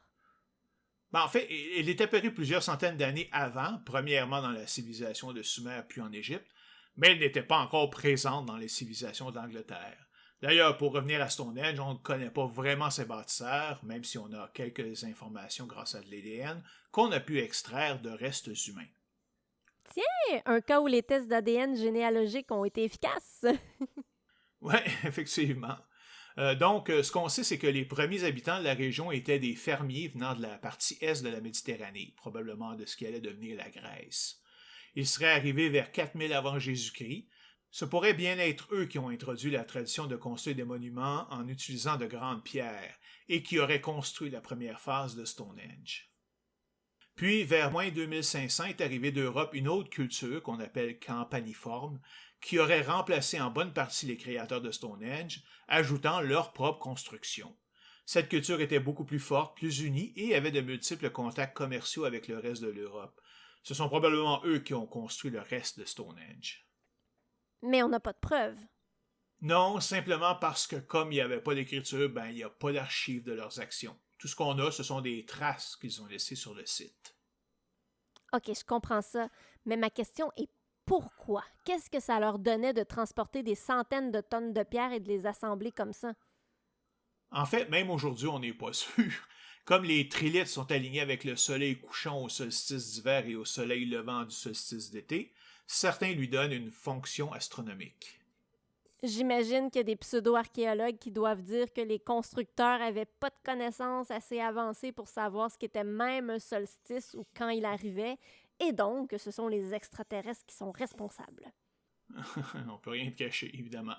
Mais c'est complètement stupide, là, parce qu'au bout du compte, là, juste une simple observation pendant quelques années pouvait facilement montrer que les 4 saisons se succédaient à intervalles très réguliers, ils revenaient constamment, environ sur 365 jours. Le monde savait compter là, quand même. Là.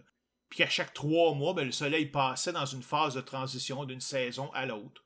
Même pas besoin de savoir que c'est la Terre qui tourne autour du soleil. Là. On a juste pour savoir ça. Il y a juste à regarder là, qu'est-ce qui se passe. Y a-t-il d'autres hypothèses? Ah oui, oui. Il y a des archéologues qui pensent que c'était un site religieux pour des cérémonies druidiques ou que c'était un centre de guérison ou un cimetière à cause des nombreuses tombes dans les environs. En fait, il était probablement multifonctionnel là, parce que quand tu as construit quelque chose d'aussi imposant, autant l'utiliser à plein. Hein. OK. Mais qu'est-ce qui fait croire à Van Daniken et sa bande que le site a été construit par des extraterrestres? Ben, techniquement, il dit pas que ça a été conçu par des extraterrestres, mais au moins en utilisant de la technologie extraterrestre. Mais pourquoi? Ben, comme pour les pyramides, ils prétendent que ces anciens Anglais n'avaient pas la connaissance technologique nécessaire pour déplacer des pierres, dont les plus grosses étaient quand même de 50 tonnes. Donc, ils avaient dû utiliser de la technologie extraterrestre. Mais il y a une question que je me pose. Quoi? Comment ça se fait que la technologie n'est toujours utilisée que pour construire quelque chose? Pourquoi elle n'est jamais présente dans ce qui est construit? Ah, mais c'est probablement parce que les extraterrestres voulaient pas laisser de traces. À part la maudite grosse pyramide ou un gros cercle de pierre? Et puis, pourquoi il y Ouais, aurait c'est besoin vrai. de ces monuments comme terrain d'atterrissage, comme les plaines de Nazca? Aliens, please park here! Leur technologie qui leur permet de franchir des dizaines ou des centaines d'années-lumière n'était pas assez bonne pour se retrouver sur Terre? Voyons, ça n'a pas d'allure! Ça, c'est pas moi qui dis ça, là. Je sais bien que ça fait pas strictement aucun sens. On a déjà montré que la venue même des extraterrestres dans notre passé est extrêmement improbable. Mais même si c'était déjà arrivé, soit ils nous tuent, soit tous, ou deviennent nos maîtres, prennent contact avec nous pour nous guider, ou se contentent de nous observer comme la Prime Directive de Star Trek. Je vois aucune raison de construire soudainement de gigantesques monuments avant de finalement disparaître. Je vois pas. Quoique, il y en a qui disent qu'ils sont pas vraiment disparus, qu'ils sont toujours parmi nous. Ouais, c'est vrai, puis mais ça, on y reviendra probablement dans un épisode futur à un moment donné. J'ai hâte. Rien d'autre sur Stonehenge? Ben oui, en fait, j'ajouterais que les méthodes pour ériger les pierres de Stonehenge sont parfaitement connues en utilisant des techniques de charpente. Les pierres ont été travaillées à l'aide de boules de pierre, méthode bien connue un peu partout à l'époque, et qui a laissé ses marques sur les pierres elles-mêmes. Il reste donc que le mystère du transport à résoudre. Et en fait, plusieurs expériences récentes ont montré que le transport de pierres de plusieurs tonnes était en fait pas si compliqué et si long que ça, juste en utilisant des techniques aussi avancées que des leviers, des billots de bois, des traîneaux et de la graisse animale. Ceux qui ont recréé ces conditions ont conclu qu'il est possible de transporter un bloc de 25 tonnes à une vitesse de 1,6 km/h avec seulement 10 hommes. Suffit donc que la carrière soit pas tellement loin, ce qui est le cas pour Stonehenge, puisque les pierres venaient d'une location à seulement 40 km. Donc chaque pierre pouvait ne prendre que quelques heures pour se rendre à destination. Bon, je pense qu'on peut rayer Stonehenge de la pseudo-archéologie. C'est un site très intéressant, mais il n'y a aucune raison de croire qu'il a été bâti par ou avec l'aide des extraterrestres.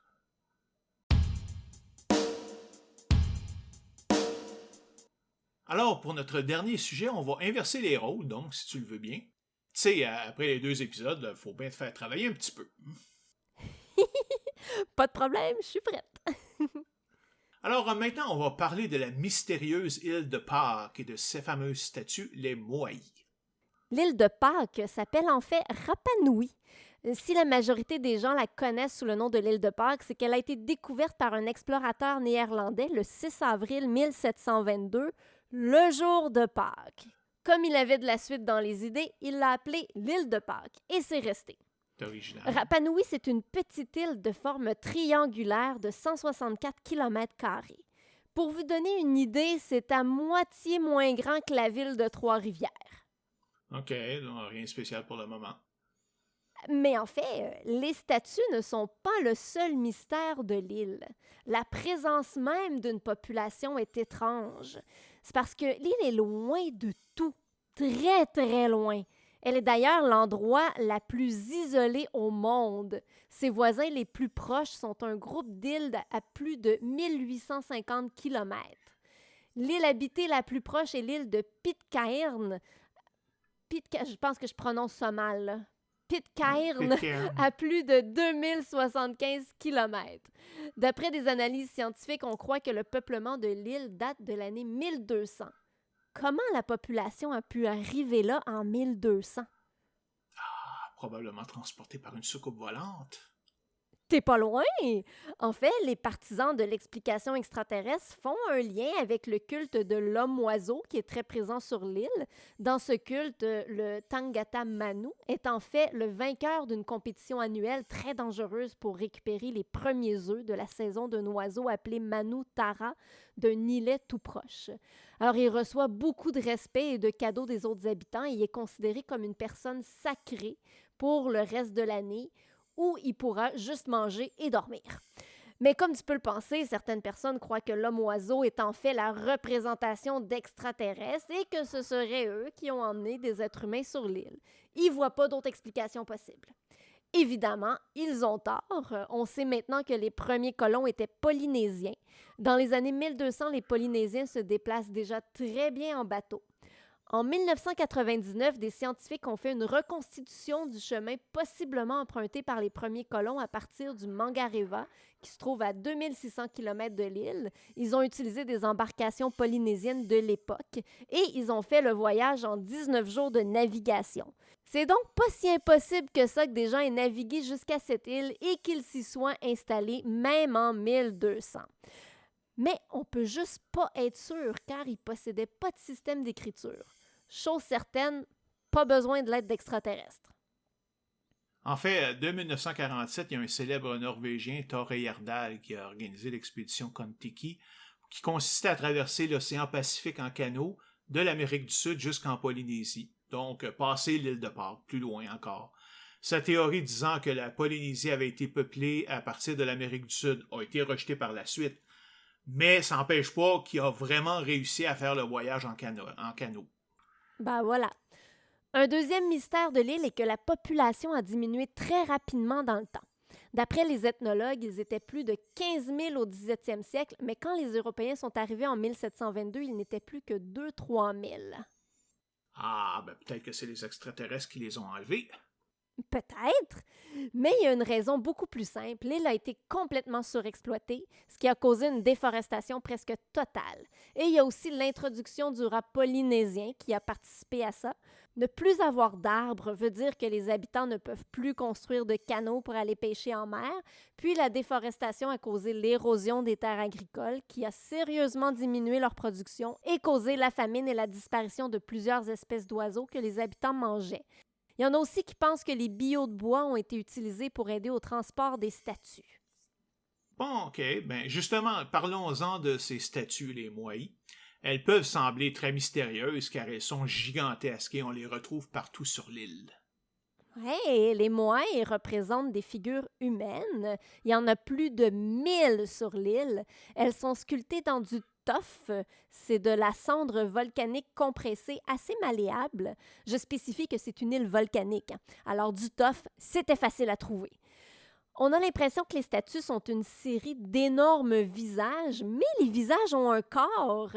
Pour beaucoup de statues, le corps est enterré dans le sol et on voit juste la tête qui dépasse. On a vu beaucoup de photos où on voyait juste les têtes. Là. C'est pour ça que ce qui est dans notre imaginaire collectif, c'est les grosses têtes. Mais la plus grande statue mesure 10 mètres de haut et pèse environ 80 tonnes. Des recherches sur les statues ont démontré qu'elles ont été sculptées entre les années 1250 et 1500. En plus, c'est pas comme si elles étaient des sculptures extraordinaires, là. On peut les aimer ou les admirer comme on veut, c'est sûr, mais les traits des personnages sont pas mal rudimentaires, là. C'est de l'art naïf. Évidemment, là, comme c'est des monuments énormes, beaucoup de gens vont dire que c'est impossible que la population de Rapa Nui ait eux-mêmes sculpté et transporté les moais. Toujours la même chose. Ah oui, pareil comme pour les pyramides, les lignes de Nazca, Stonehenge, le peuple n'aurait pas les capacités d'utiliser des outils et leur imagination pour réaliser d'énormes statues, blablabla. Bla, bla, bla. C'est tout à fait faux. On sait comment elles ont été faites déjà. Les figures étaient dessinées dans un mur de pierre à flanc de montagne. Ensuite, elles étaient sculptées. Le peuple avait des outils, très simples en passant, pour faire de la sculpture. Donc, comme pour tout le reste, la présence des extraterrestres repose uniquement sur l'incapacité des primitifs non-caucasiens de l'époque de pouvoir transporter ces pierres. Ils ont toujours la même idée, hein? Surtout qu'il n'y avait pas de grands animaux là, comme bêtes de somme là, pour avoir de la graisse animale. Oui, d'ailleurs, j'ai vu une vidéo sur YouTube qui explique comment les vaisseaux extraterrestres ont transporté les statues à différents endroits sur l'île. Alors, c'est simple. Ils les ont soulevés grâce à leur technologie extraterrestre, là, avec un genre de rayon qui sort de sous le vaisseau spatial et qui soulevait les statues pour aller les déposer sur de grands socles de pierre un peu partout sur l'île. J'aime ça là, quand ils soient si certains de leurs affaires. Là. Il faut quand même admirer un peu leur culot de déclarer comme ça comment ça s'est passé sans absolument aucune preuve. Et c'est pas comme si le rayon qui aspire les objets et les humains dans la soucoupe volante est un cliché vieux de au moins 70 ans, là, tu sais. Ouais, eux autres, ils savent comment ça marche. Sauf que c'est juste un quart des statues qui ont été installées. Plus de la moitié sont restés dans la carrière, comme si on avait abandonné leur construction. Le dernier quart a été abandonné en plein transport. Tu sais, ça fait pas trop high-tech, là. Non, pas vraiment. Mais alors, si les extraterrestres ne les ont pas aidés, là, comment les habitants auraient pu faire ça, là? Ben, c'est vrai qu'on n'est pas certain de comment le peuple de Rapa Nui a fait pour déplacer les statues, mais il y a plusieurs méthodes qui ont été proposées, comme les billots de bois, le traîneau tiré avec la corde. Il y a aussi une équipe d'étudiants dirigée par les scientifiques Terry Hunt et Carl Lippo qui ont réussi à faire marcher, entre guillemets, là, un moai vers sa destination avec 3 cordes et environ 30 personnes. Je vous explique comment ça fonctionne. Les 3 cordes sont attachées autour des yeux de l'énorme sculpture verticale qui pèse quand même plusieurs tonnes. C'est lourd et c'est gros. Une des cordes est tendue vers l'avant droit, une vers l'avant gauche et la dernière vers l'arrière. On met ensuite 10 personnes par corde et l'équipe de gauche avance d'environ 1 mètre en tirant, puis l'équipe de droite fait la même chose, alors que l'équipe de derrière s'assure que la statue ne va pas basculer vers l'avant. Ça fait comme un balancier et donne l'impression que l'énorme sculpture marche. Mais au bout du compte, qu'est-ce qui représente au juste les Moai? Là? Pourquoi dépenser tous ces efforts là, pour les construire? Ben encore ici, c'est pas clair à cause du manque d'écriture, mais l'hypothèse qui a le plus de sens est qu'elles sont la représentation d'ancêtres polynésiens veillant sur le peuple, en plus d'être chargés d'une essence spirituelle et magique. Ouais, ça les a pas tellement aidés à lutter contre les rats et la déforestation, ça. Ah, c'est pas faux. Dans un des épisodes de Ancient Aliens, il parle du célèbre cryptozoologiste Ivan T. Sanderson. Ouais, j'ai fait une petite recherche sur lui. En fait, ce qu'il a reçu, c'est un simple baccalauréat en zoologie en passant, et non un PhD. Alors, biologiste, c'est bien vite dit, et c'est pas un scientifique. En plus, c'est lui qui a inventé la cryptozoologie, et c'était un adepte de Charles Fort, dont j'ai parlé tantôt. Ça peut sonner impressionnant comme titre, là, mais les cryptozoologistes, c'est des pseudo-scientifiques qui étudient et recherchent des créatures mythiques comme le Bigfoot, l'abominable homme des neiges, le monstre du Loch Ness. Des créatures dont on n'a jamais prouvé l'existence, et ça se peut bien qu'on en fasse un épisode sur ça bientôt. Je sais pas. En tout cas, il affirme que l'île Rapa Nui est située dans un des quelques emplacements sur la planète où une activité électromagnétique étrange est plus sujette à se produire. C'est des endroits qui ont, selon lui, une énergie particulière et inexplicable. C'est le cas, entre autres, de l'Égypte, du Mexique et du Tibet, qui sont tous des endroits où des structures mégalithiques ont été construites. Ce seraient des endroits qui ont eu des contacts avec d'anciennes civilisations extraterrestres et peut-être même des endroits reliés par un portail vers un autre monde, une porte par laquelle les extraterrestres peuvent passer pour venir nous aider ou nous étudier. Ah, c'est correct, il a aussi fait la même suggestion pour le triangle des Bermudes et la mer du Diable, qui est un petit peu la petite sœur beaucoup moins connue du triangle, mais dans l'océan Pacifique, près du Japon. Ouais. Alors bon, comme tu disais tantôt, il a beau avoir un bac en zoologie, ben, il est absolument pas qualifié pour avancer une théorie sur les activités électromagnétiques, là. D'ailleurs, il n'y a pas d'activité électromagnétique bizarre dans ces lieux-là. Je sais pas où Ivan T. Sanderson a été chercher ça. Mais c'est ça, c'est ce genre de mensonge qui me fait rire parce que c'est comme, il dit ça, mais oui, mais on a juste à aller prendre une boussole puis aller là, puis on va bien le voir que la boussole fonctionne, donc il n'y en a pas d'énergie électromagnétique spéciale, il n'y a rien de spécial, là, tu sais. Fait que finalement, où est-ce qu'il a pris ça? Ben, probablement de son imagination, comme à peu près toutes les autres personnes, comme Daniken. Faut pas chercher loin. Ouais, t'as probablement raison.